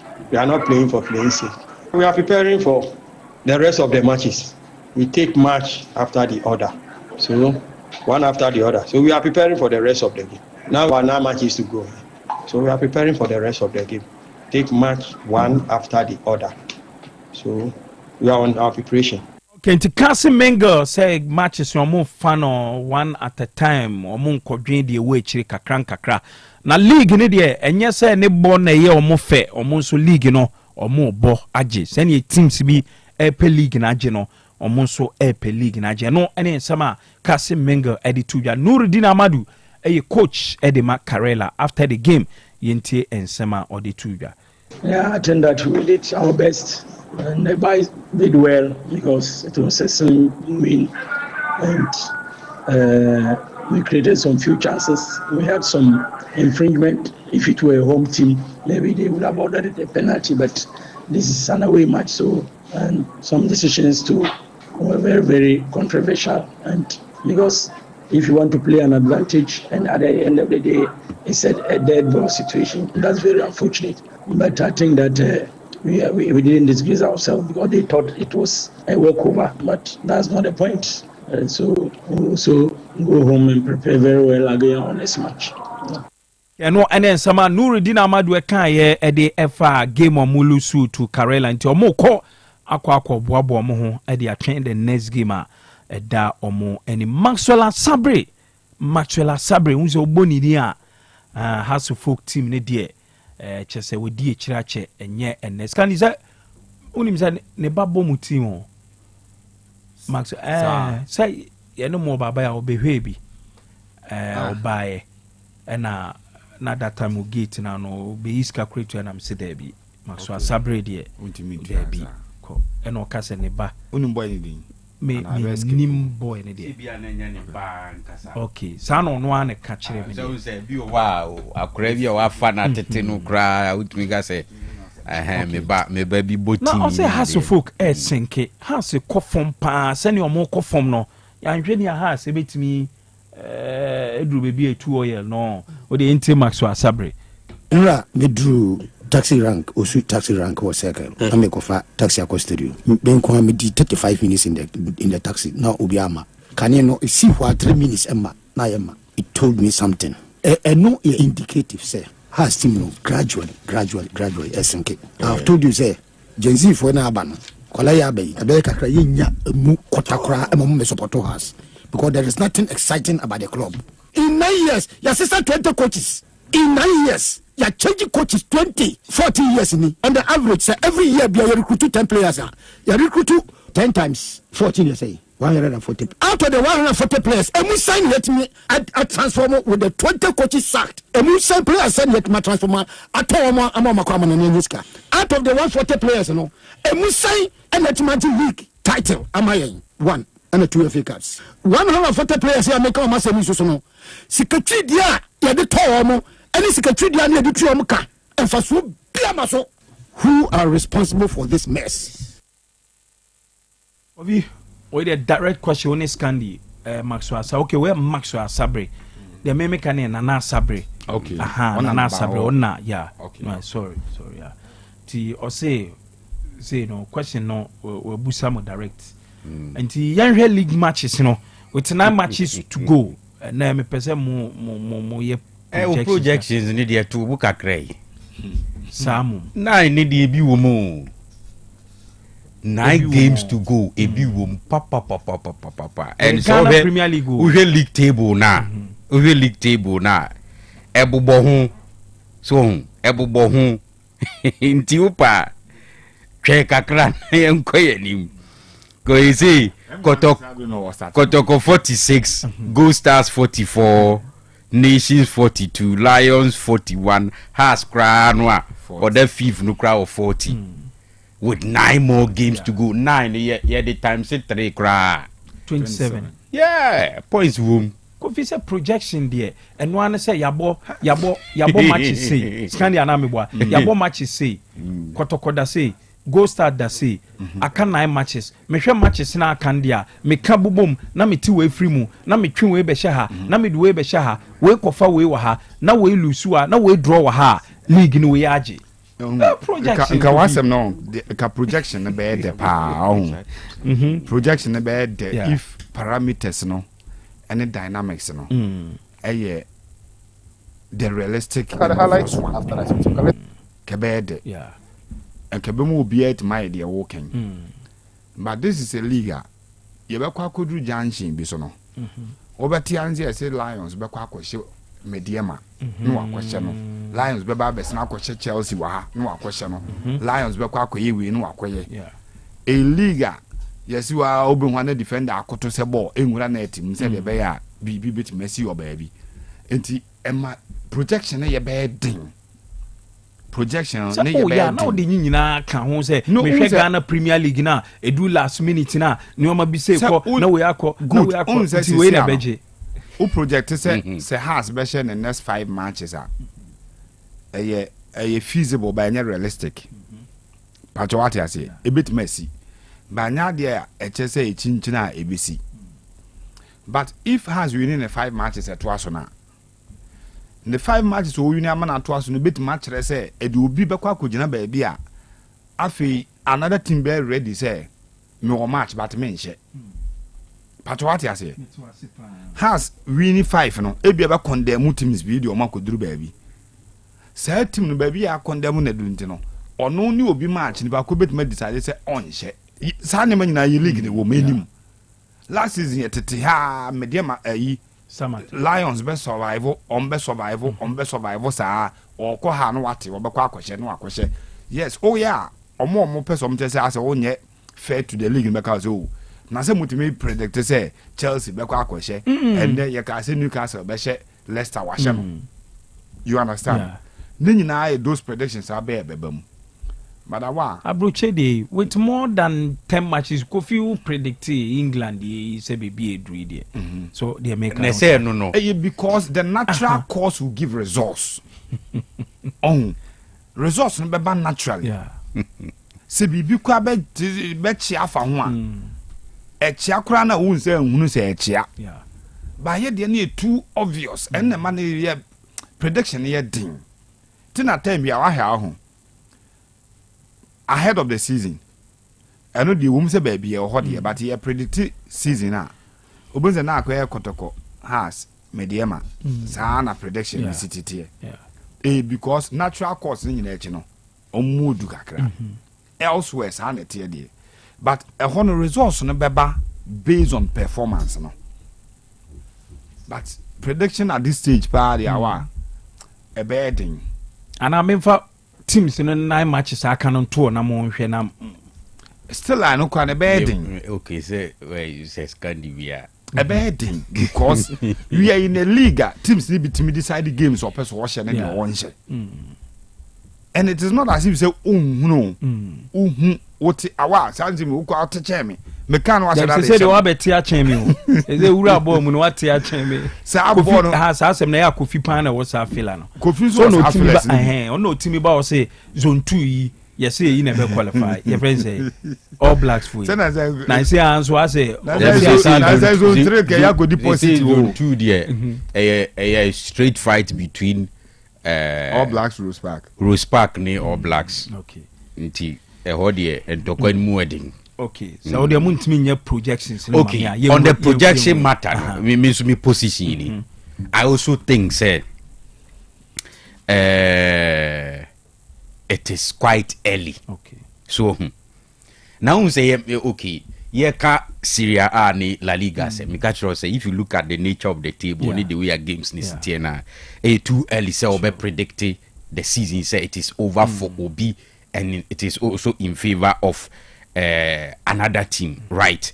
Na yenye hadie no the munza me Mount League table na see ho now their cars in biacho in Suatrema they were free league nim enti ye petua omekwa akoka ne ho when it comes to relegation. Okay, na sa two teams no hwade bi wa ha se see a 16th on the league table Accra Lions with 23 points. What you see? 17th Legon Cities with 22 points. Now, me share table ni mu din na me steady football system ne wahana. Legon Cities omo nse da any constituency bia wo football system ni mu top wa strong as we speak. Same as Accra Lions. Accra Lions crowd Oma falling out with the leadership of the Football Association. Enti se kase favors bi wo Ghana football mo a rescue teams bi any ade edru de din dia menya sure say Accra Lions betimi adwen da so betimi enjoy from sa favors ni bi mi hu obi a obekwa ko attract sa favors ni bi e dia Legon Cities. Young Apostles ena enimu ado GF fall out and common so ebia system no if indeed the system can gang up against members ni bidia and kono ko pass ma bre Young Apostles bantempa ena omunsu yi ni free wo enu omem Young Apostles the any I say duana omo distance wo hu free ni nu ma hu pra is okọ duana team ni ma ye wo mo work side ena omo nini side omo nyina nso eduana mpenyi for same as Young Apostles na eduana de the only person abetumi aka say oye anti oye obi a oye in favor of game changer tender apart from tender Joe masa ni position ye clear obi a ni de ye clear pv friend is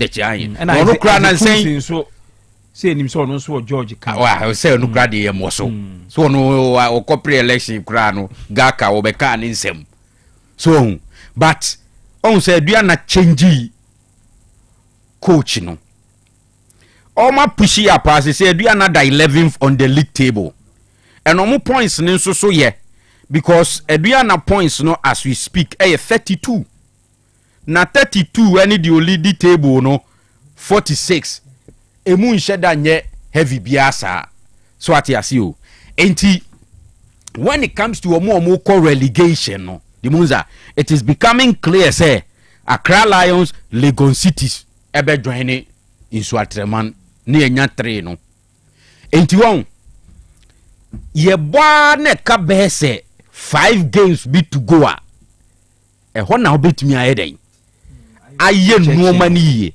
you can still do projections anyway right but listen the munza say see no teams na ho odin bubo so papa hwe even Kotoko our that first with 46 points no so we say Kotoko fo ni bi kra so chro after game against Heart of Lions ni say boy no mo boy ni na nyefe yes social so enra they won supporters ni bi esi game no na enye nyame nkoa na ma me de manti anche has e ma wo post match kra watara ni nsem trofo ndi kobo ani se onim de nsem trofo ope so omu pe win o so omu pe lose o because has e win abuei omu lose abuei. One message pen na me send across. None of our teams and as a Scandi any Dimuza or Matimia you or Moho pa with a very outstanding performance. If you look through from Kotoko, Gold Stars, Elba Nations, Ediba Lions, Obian Honma watch outstanding performance throughout the season. So at you say, and to bet me Jina Sodiaka say, we have a Kotoko day, our 46.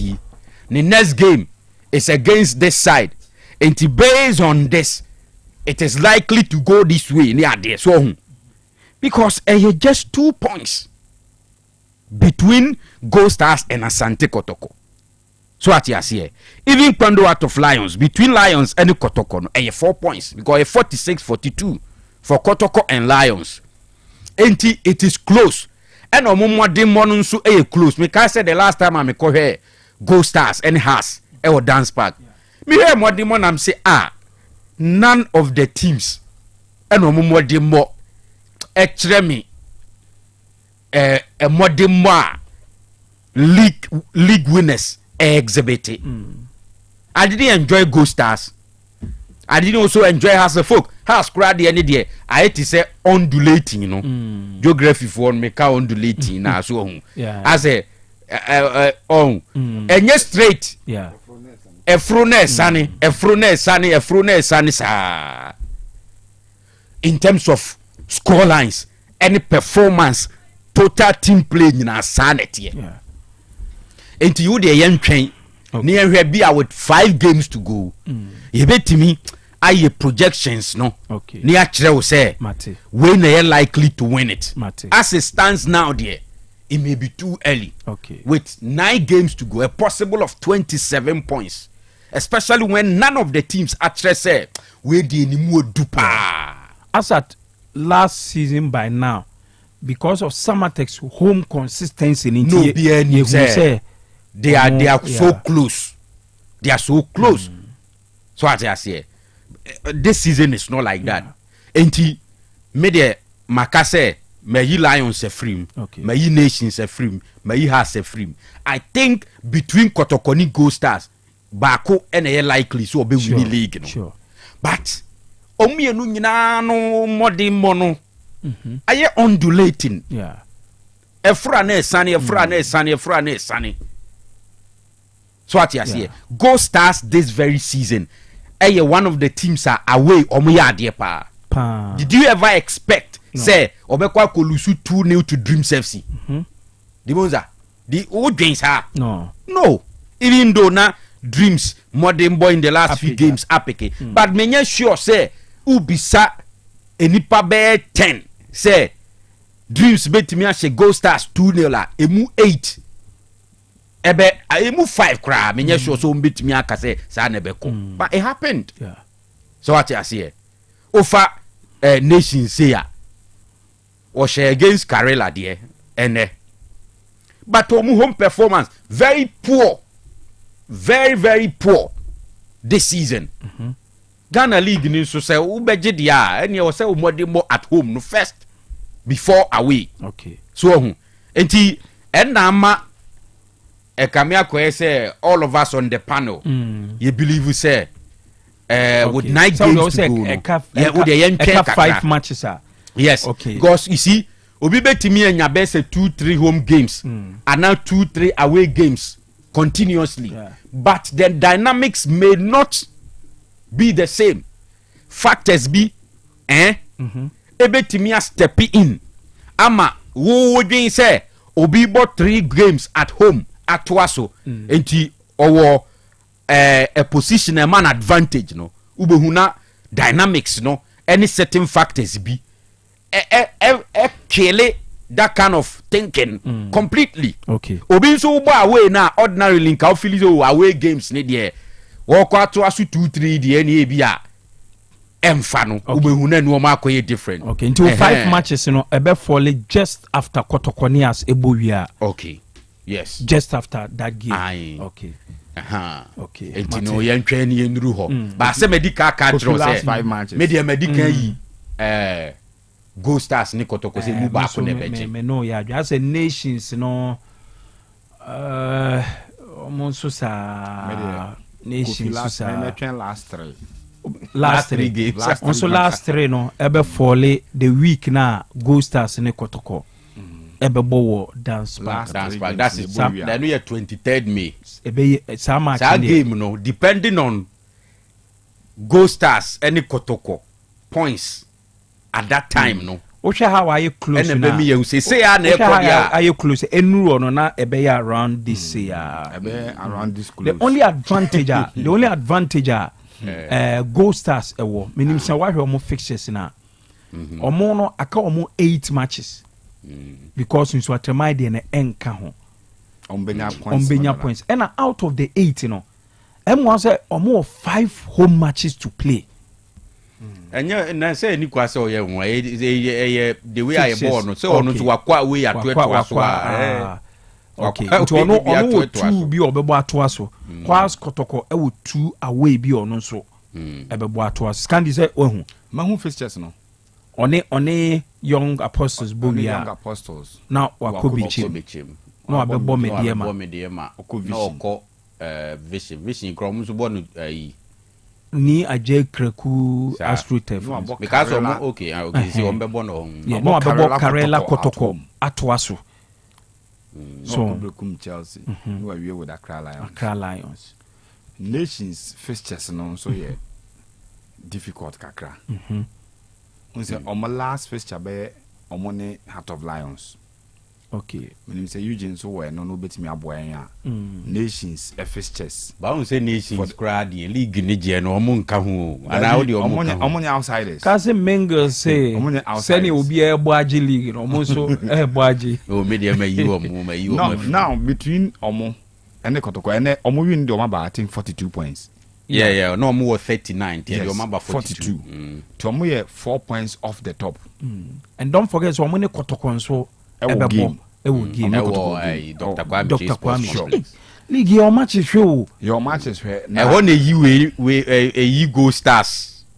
A Go Stars advantage. Oh, okay. No Go Stars no a date with Kotoko. Or a date with Mediema or a date with Bichim. So obviously Go Stars fixtures number. Give me Go Stars. Or more fixtures last 9 matches. Or games are even though Mbabo Atom any straightforward. Bechem they do well at dance park. Even games or more lose or no. Most of them or cry bitterly. But these are the games. Yeah.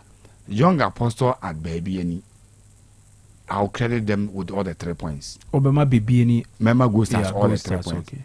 Bechem away. Sama Bechem for no. Medi brutal was animal. Yeah, Bechim Go Stars. And Okromu Timi Go Stars. Mediema Ebeko Bechim. Mediema Beko Bechim. A big Ombeko Go Stars as a Ombeko dance band. So Ombeko Baby. A big game. My first half channel back with me enjoy pa. Western of Derby. Almost first season. Go Stars first season.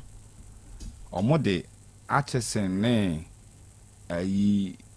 naughty. Rashid Morton. Bechem for the but eventually Bechem for the winning game. So Go Stars a winning game. Vision so much in a year. Omo nyina yie sa omo jina yie. Is it 2 teams now omo katire no de ehun awi. Omo nyina yie sa. Omo jina yie senior. Vision jina yie. Say musical chairs na on. Ye 2 we see and ye 2 we see and Vision jina yie. Okay, nti enko e. It Go Stars. Sad game no even though Vision home. I'll give it to Go Stars. Omo kwa kwose. Go Stars against Karela. Our dance park. For me, made the 3 points in the mom. Against Kotoko, my main jumpers are first channel. And we're the harder. Yeah. At the harder. Pie That men pie no at the hada. Later you do microphone make sure the hada. Accra Lions to the Fakanko. Breku Chelsea. Any baby any Go Stars. Ewo ho. Mami Chelsea position. Say Chelsea you see their Chelsea there so more. Chelsea no. The X factor be will make coach no. 10th position. What's the Chelsea no 10 years matches ni bi no. As a the last home matches no. There be Chelsea na ankasa no. Or start league na. Or born 10 tem di ni hu gina ye. The last minute no. The ebe ko bia no. Ono no. Relegation na ono one person obeko. Aha, or hanging in there. The fixtures no. Go Stars a realistic chance of winning the league. Enti se koto compare asemo a e wo say omu make sure say in the next 1 2 3 games 4 games also omu bie points nim from 2 eko bia be say 4 or 5 points nim nso trade no what they can ho that week na no koto konso bebo this was shy it doesn't change anything but mama Kotoko fixtures no. So fixtures ni ewe. Give me Kotoko fixtures. Projections na na ewie no. Dabi yenyi e kanyina na ya to. This is Kotoko Bichim man Kotoko 3 points. A big game memfa points na man Kotoko this year pon. Kotoko Bichim United Kumasi. Memfa mo monsa. Kotoko ni Bichim. A big game the Makumasi Asante Kotoko. Memma pool e yene na dawo. Pole yin am say beyond Kotoko for no Bichim for ni a yen chen club ya media many hu ye de me many hu ye omo representation wo Kotoko activities num ne those things clubs na can fancha me if I'm singling out Bichim a minim de me hu ye Bichim Kotoko o de mame fanko Accra Lions Kotoko will go and pick it Nations our brankese asemaba sa match no ke baba yara metimi dia money by ya Abrankesi na baba yara no the last time Nations baba yara ne eko say na make say Nations na muke ya we na nkombe she obebody a no ho ede ba ni home no ho kire no ho okay home ho no by last season Kotoko ko eko say Nations draw ana ombo draw nya na nkonya tutu be eno a Kotoko Aduana Stars I'll give it to Kotoko has of folk has no sorry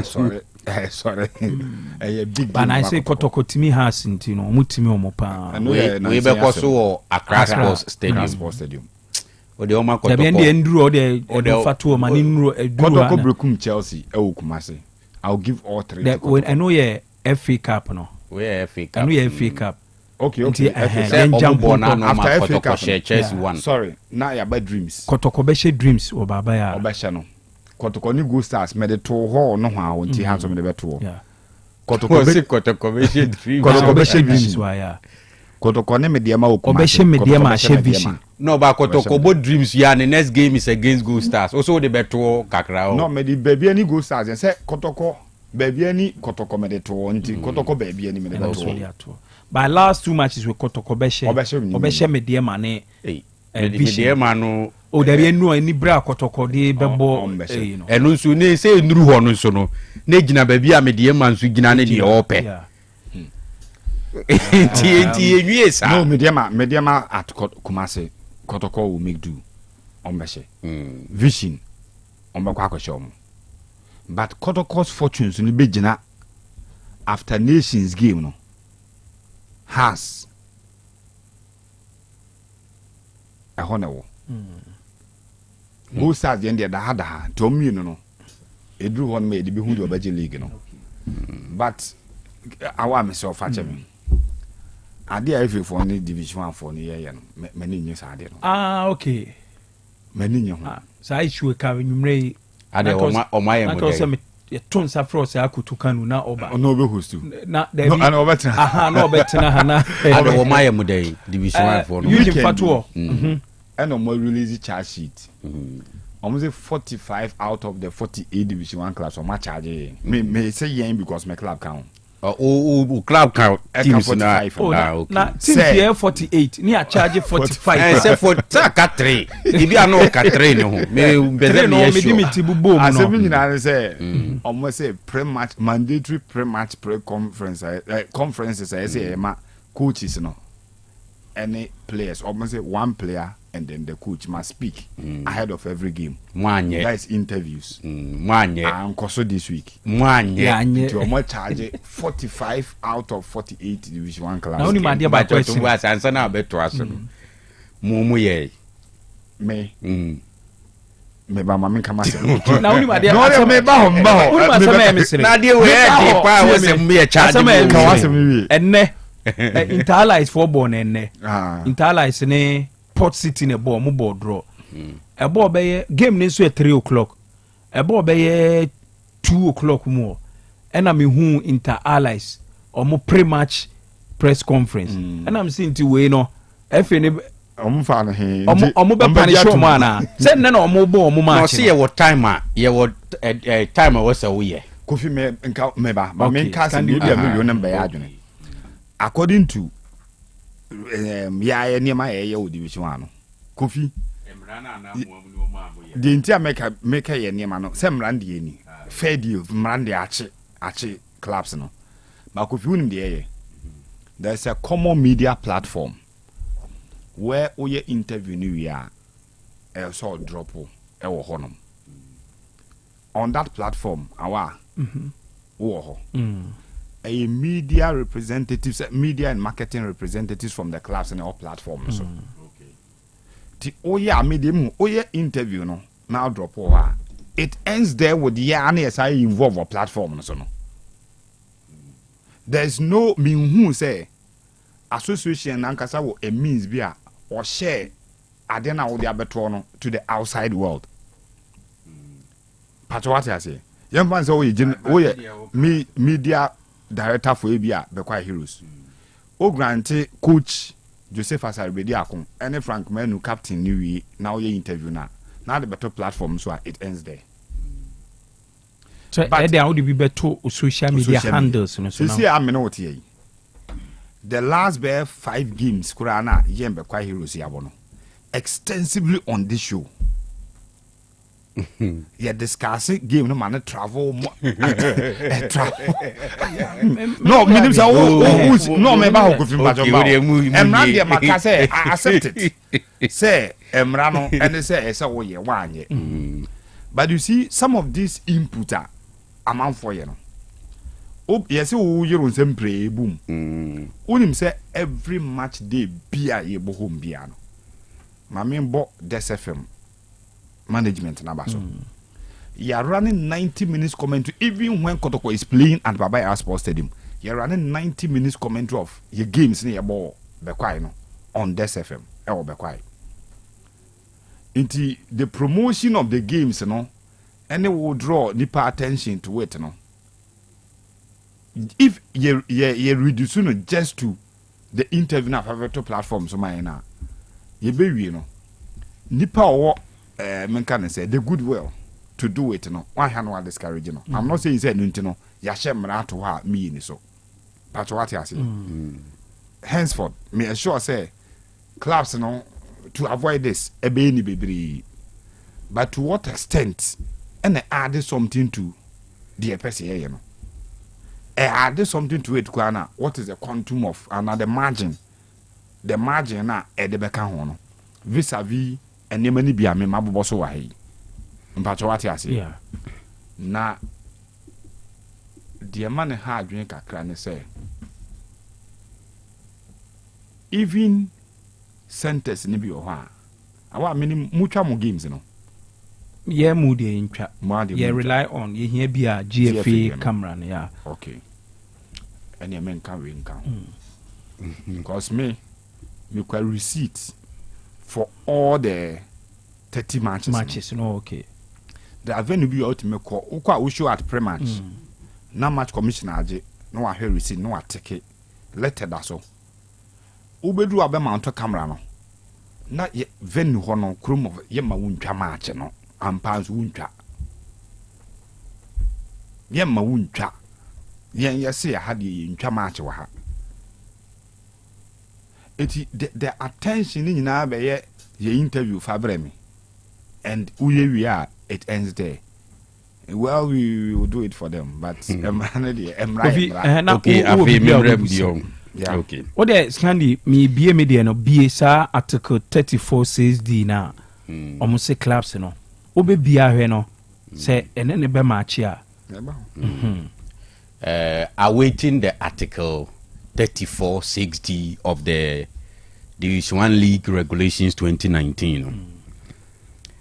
Me Maminka say I appreciate the point says Scandi Emeki no. In a way, me understanding say the Division 1 League is also in a way regulated by the GFA. Yes. And I said the FA can do more to make sure say promotion of the Division 1 League ebe kosro pa. So as I say, to attract the needed interest in the Division 1 League, right? From any even potential sponsors, and I appreciate that point. So, but I also think, say, one of the steps that can be taken to ensure, say, the league is packaged and promoted well, no, say. The mother body ebe make sure say members comply with a no maybe a basic as pre-match conference and post-match conference. So what you say. And now I'm also thinking say and by force say clubs no mu ye pre-match conference na mu fan ko to sa platform no so one fan to sa platform no so kra na say one kasa page if you have an active social media page. So what you say now post it ends there. Say GFA no ko charge you say what fail to do it and once what could pull evidence from your page now the case die. Same fan say Kim Pfizer mu game watch na 24 hours and now 2 days to the match. Why your pre-match conference? I engage you coaches near there. So what you can even invite media to come and cover.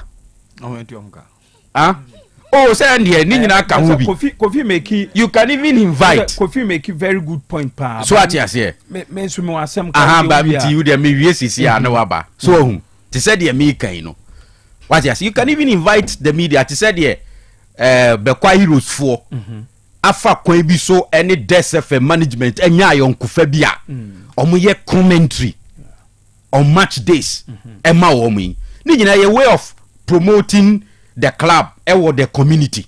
So what you say because DSFM is more like a community radio station. So what you say and every Sunday be as Bekwa Heroes bobo no mo running commentary mo bo players ni dina omo used to players ni they you push numbers to the stadium, you get the community in a way to support the club who shape up omo interest in the club and way there it is for the good of clubs na nkasa.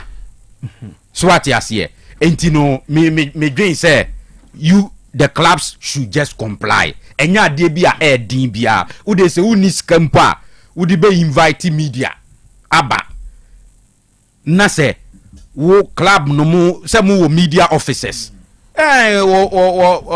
bia mu secretariat coach akotena se ask him 1 or 2 or 3 questions about the game, coach answer we are wa upload e wo pages se GFA control be say wa nya no answer yakọ check records enti we dey yesre mumuaye clubs no mumuaye Kofi me no ya adwen ye nyina pese promote league no ye nyina pese le and suggestion how dey amaye efe se teams no ye nyina ye den ye bebo promote league no you know we on fa charge no se nipa bia no ye ball charge near the quarter charge e dey abo no eso ne ye bedi wase unza we reading it clearly any your regulations in him say one ye pre-match ya ye charge you ye nyina na ye call congress ena ye nyina ye say ye pese ye ne boama league no enti teams ne ye nye ye friends the minim say one ye charge you ye post match no for the premier na confirm ba o enti o say the so was had disrepute by o say me bebo match ma anye me coach ene me player interview anto me platforms me gu game na animase menchire animguase part me gu game no animase okay me ba buy a wo GFA no okra how many times I want promote to the league, how many times the GFA no a promote to division 1 so wo can say the FA no so asede e wo say oye to help promote league Premier League coverage crowd ya koma Alpha TV ne Globe no and okra you've not brought the name of the game into disrepute. Wait, relax. Enim go say be na chem ay coverage ya me response na me kan hanu me de ma chro say ye confirmation bias asem na muaye de wo ye no ye confirmation bias GF na anye we nti ye ne yenso so ya anye we the first one kind me jutu mu say doing that efe say be be bo match Kim Faisal ya interview player ni ba we nya 34-6D no na me ka say no akan ba won say na wo kan and I can say you can say my interview me player and me coach me gu ball na animas last kotokodi brekum Chelsea game no na me ne Kanu team VIP top o say ya and I me say me call clubs no pages akọ say omo aposti lineups me call ye me hu kotokodi e wo X account wo me call he brekum Chelsea de no na the last lineup krempo e da ho no also enti asema me kan say clubs you omunye serious crowd me catch the Kanu say they are not serious because me go check your lineup keke wow players say just put it there for people to know say these are the players starting for the club on that particular match day in the crown anyway eti say in a way no the thinking about the club no affected so until in a way that you can't even 34 says D no pacho 34 says D no 34 says D no say 34 okay any 6D say commit any offensive act in this case the clubs you commit any offensive act not provided for above or make any offensive statement either verbally or in written or is responsible for any conduct or any matter which is in the opinion of the association ungentlemanly, insulting or improper behavior or likely to bring the game into disrepute. And I may make chance say my interview me player and me coach so what improper behavior by untimi nka say me gu football ne animase me on improper behavior yes for not that is what the article now kind of the wedding no for wedding what the mama short improper behavior na ya won sem mama short no we time be her time na was any date but your date be na on date no 7th April 2025 Kofi wa ready mami so it is past 3:00 p.m. and there is still no security presence at the match venue. Home supporters are confronting both our cameraman and the GFs, demanding they stop in filming. The game hasn't started yet. It is shaping up to be a very long match day where Real Tamale United where X account right me am crop for you honey for your X account and all her time now it was 3 p.m. When they were posting match and started security officials upon enhancement protocol we belittle the game on some of the duties as he take Emma game near fair. Trivialities in the mum. Ye person who near the attention not because ye will be. I'm not defending the fact that as a charge will be. But trivialities in a Dawson and Untina game into me pejano. Right from the Premier Division, no, ABC Division 2 ninano. We are anyway, but the SO no yen he feels that 1 year, but because Kofi anyway, as he making noise about it. Sorry to say to use the word noise, but as he ye can't send the found.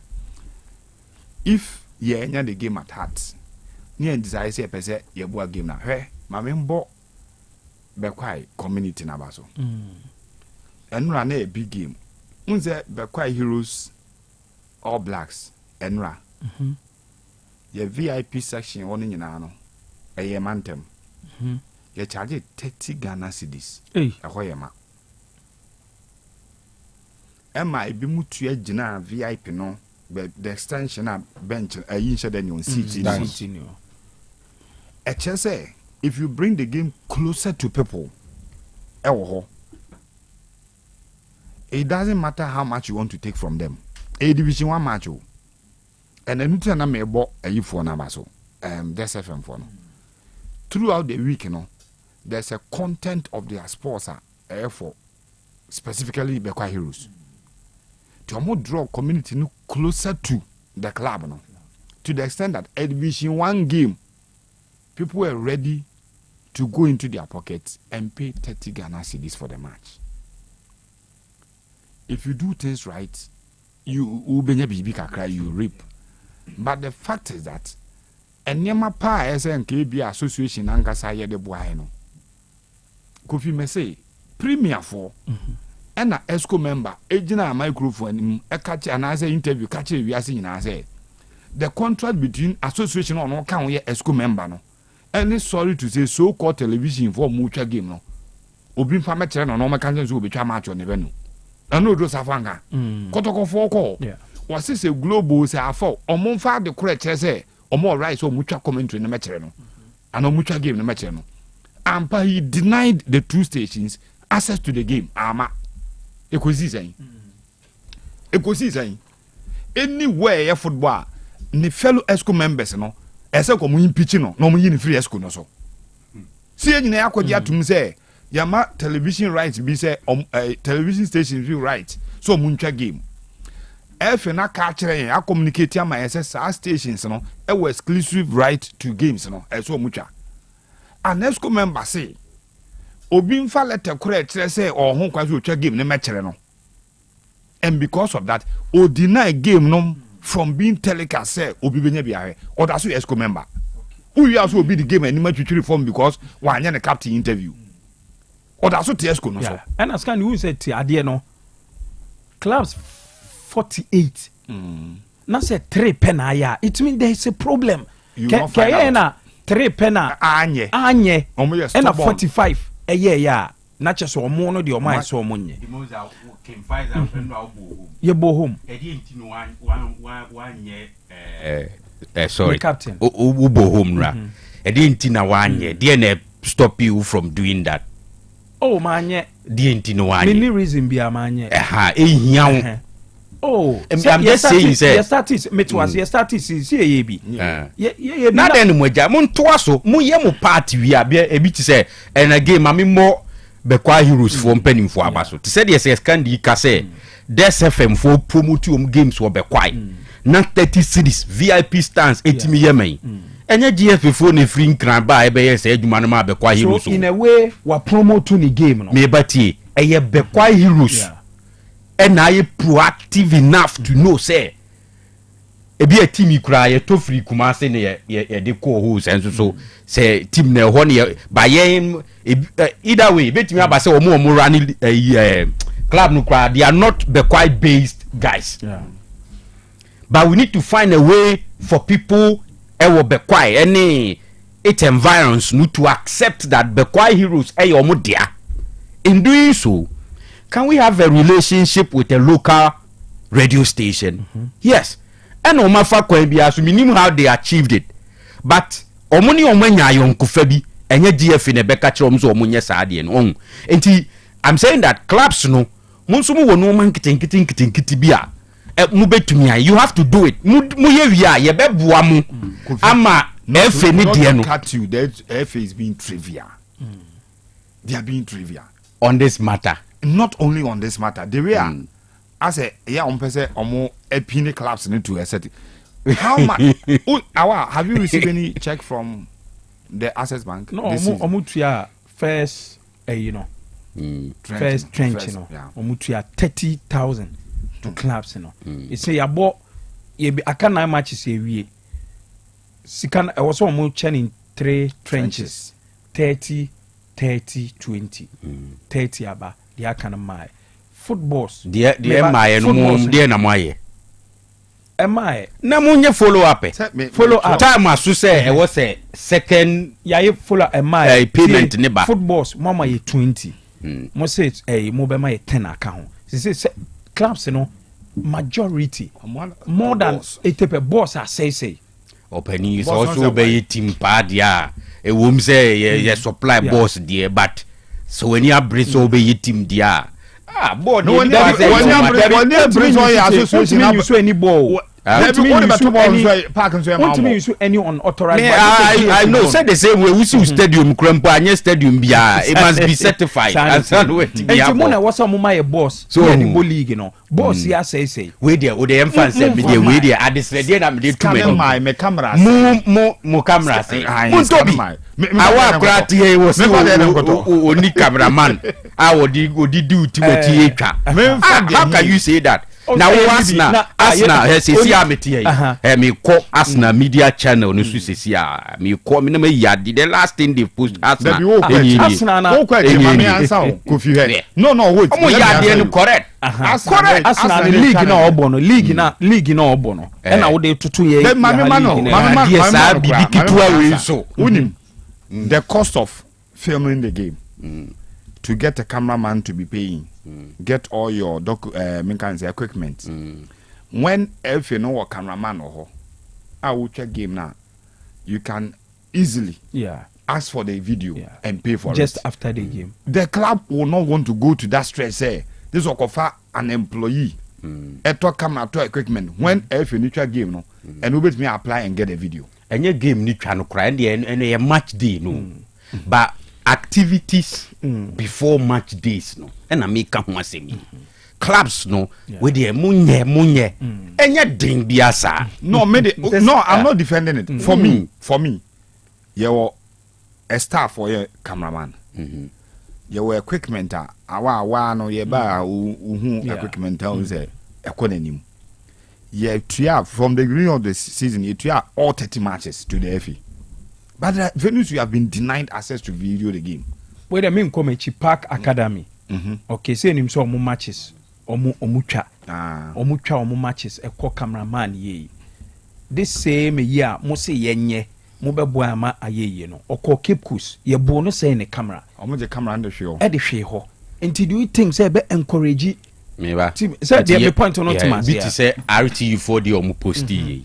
The first thing you do is to make sure say we report to the matter to the appropriate quarters. Say ukodru na SMBC now report it. Na FA na the same way FA no charge class for failing to organize pre-match conferences no. I expect that uko venubi na ye bo cameraman na uye complainer or report to matter. I expect that the FA will act and punish. I expect, and they are not doing it. That's and they are not will deal with the matter. But it's not as if say me proud to say yanye postman. I say me proud. Me sure say the whole season might be. Oh, and I say make say yayebi no. For the season, how many times na why? Oh, yanye cry be 4 times. No credit ebe. Isa. 4 times. We one kasa who promote players, then who coaches no.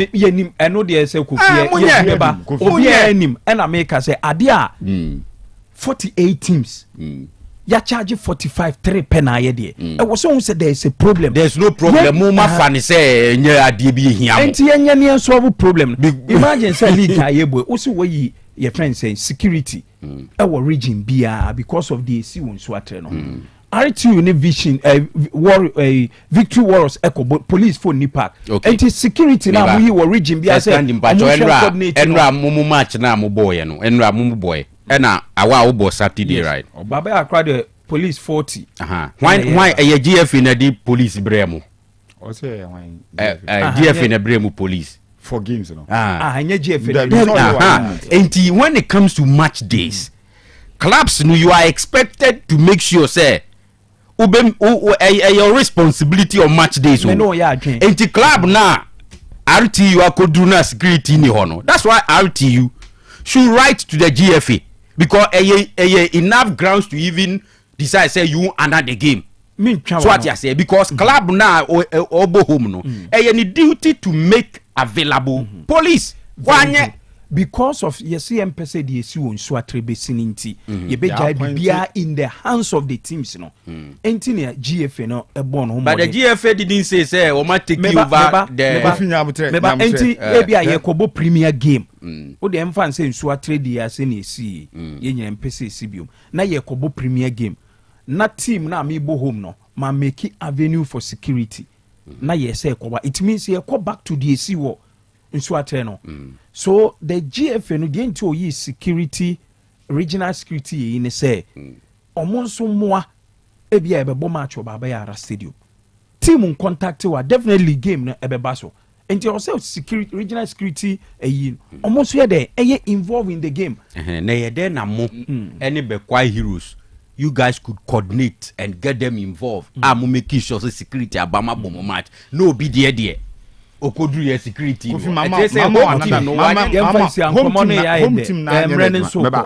anya na adwuma no there are still security threats and that's why anya na adwuma ntina asem mo won na anya adwuma nti obi is safe security threat all but again we hear enhanced protocols na that the nyina nsa na teda but we almost ashim kina kofi security personnel are not supposed to be there. Yeah, what is up pass no. Because supporters so mobile before supporters never game no. See what time supporters or your reporting moko technical meeting pre-match technical meeting. These are things we agree. A team to tweet and to write at 7 minutes after 3. So it means say supporters arrested you mokwana possibly on my hold anything they were having on them. They arrested you more than that. Tis a policeman never no be go 70 kurana. Still there's a breach of the security no. Koso there's a breach. Good. A bit matriga bibia a bit messy amana yi. Nyame mfasa amade. But intina say the FA is being trivial on certain things. Says can this here and I was say RTU. They have to I was so more file the case at the GFA. I expect that the GFA be charge the home team for failing to ensure say police will be there. Then we take it up. Common at the time running so charge me point no Kofi. Charge him face 1 minute but charge him face we. Na based on our protocols na breach you know. You will not support be player be coach be head to stadium one. What charge no? Whatever happened at the stadium happen every. The next time a selsi bi mu a obi apra what charge no a happen every. It's na say FA no must also take the lead to make sure say club no obo home no you willing to do it krana at least FA na make arrangement to make sure it is done. Make sure it is done. FA no members ni nyina mo count na FA. The president or the general secretary or the ESCO members omuntumi ngo league centers at the same time right go matches ni doso enti on match days clubs nene club officials no you are representing the FA in a way.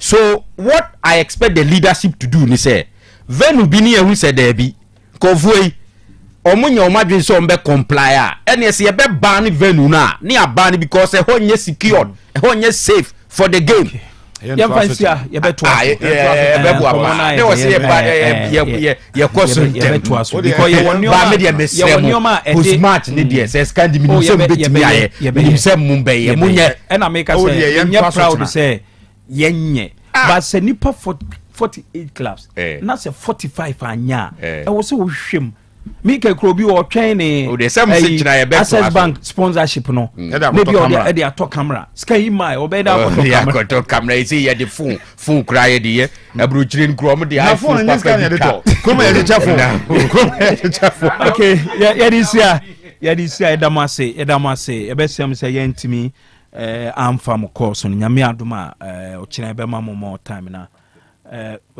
me mfatro producer okay 0505224944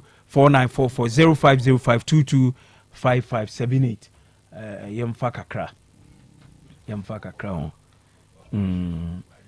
o da bi bibi na to na okay yemfa course no kakra ma memfa we wa hana hello Allah the muza yes sir the muza nana pokuni yes sir itio ni ahun ye de adom ye hu ye pa na nso e Eugene Maduna so hu ye pa Eugene hu ye pa wa ha ma me chemu nyina mo bojuma na sante kotoko anu aye butu na baso ma ya de pa because so na be company say ring na draw dey saka dey bomb person na adom aye next match ni be team no e be tough then say best say boys na say any hono hon high you events awa enim hono ana do mo pro mo do an pokuni abeta mesro mo omo ye good finisher good striker je mo nya betre rating to go sunu to my I have to think for the rest of them and it's not for that festival I have extra pa events area koto ye best so what is no e na ko tie pa ye mo pa ye fan ma team no e je team sa na sa ye ko let's go na empty emo e na so friendly ko na so me why emo Timen sumeda CP. Hello? Hello. Sir. Yeah. Awa. Sir. Ni mwache ajo. Mejo so minia. Na nyebua manshoni na ise. So ye de ya me karo se me ko ni ku ni o figi wo Ghana ha. Awa ni ye ni se. Ye mestre. Mafia santi kotoko. Person. So ni kujina go prana no so. Say, no. E ka kete. We get again what na. Yes na. Ben supporters no. Na ye nyi. Ese mo na ya mo so ni bia. Wonu sika bonus ade ma wo mo winning bonus. Na so supporters ye de ne bonus no. Bonus no. Nti na frɛ wo mo dia na wo ni agro ni mai ya fa so mi that's mami mfa we hello Demoda yes sir awunya Solomon okay solo yetio ya se wan tamle na na fem pon asa so se wan chuma mo be janof mami mo woni abeja fo ni na ba so na pe discussions ana mo ye efa ekotoko bebe ni akisa kanu no jidie se kotoko ni bebe ni makisa kanu ne demo a enkamani beji pa ama decide no yakwa decide ewo bebe ni because boji se kuma san kotoko ni ambre so bejile na bebe ni so ni ambre so bejile ga ene so obi anhye ne nko fa wa no be so besi enti trust kuma san kotoko players no with the technical team say league we see a share you Poland because league no na ma enya ne free ne kra enti ma anya league na share ne munyam ba bi obi a ne kra be di yaw enti e ready say yen supporters e beta empani pochi enti ma anya league no a share we na munyam be da say yeah that's it mami okay mami fa last one we are hello sir good morning Jamoye ami adum ye hu ye na nso e the Christmas kotoko bo baba so said no obudi nkunim de we did Hazel because free bank my junction kotoko din nkunim no we say o ma yade pa bo baba so na mo no coach na me information na obo no we don't know say yeah no what coach your friend said sackers no kwana so ma say so mo kwana e be nyina no o mo en shigwa na bisa o say it's a team it was so ba hochiri so no ahochiri mu no o say if very for the thing na do mo gym so and ba o mo eti Kanu we no ko mo nyina nya break start from all angles but as o ja mo nyina ja masakes no ko nipa be bi no say o mo that match go na say team near down eti no coach won first animal pa okay yada say yada juma de ni nyina si ha yada producers UJ Maradona na face capacity yadi si anyame adom ochina mu nhia ye anopa na yemfa morning sports no emfa mremo na afenwumre yadi Royal Sports e de abre da mu nyina amase yakra mo manyi wa fide no emfa emfre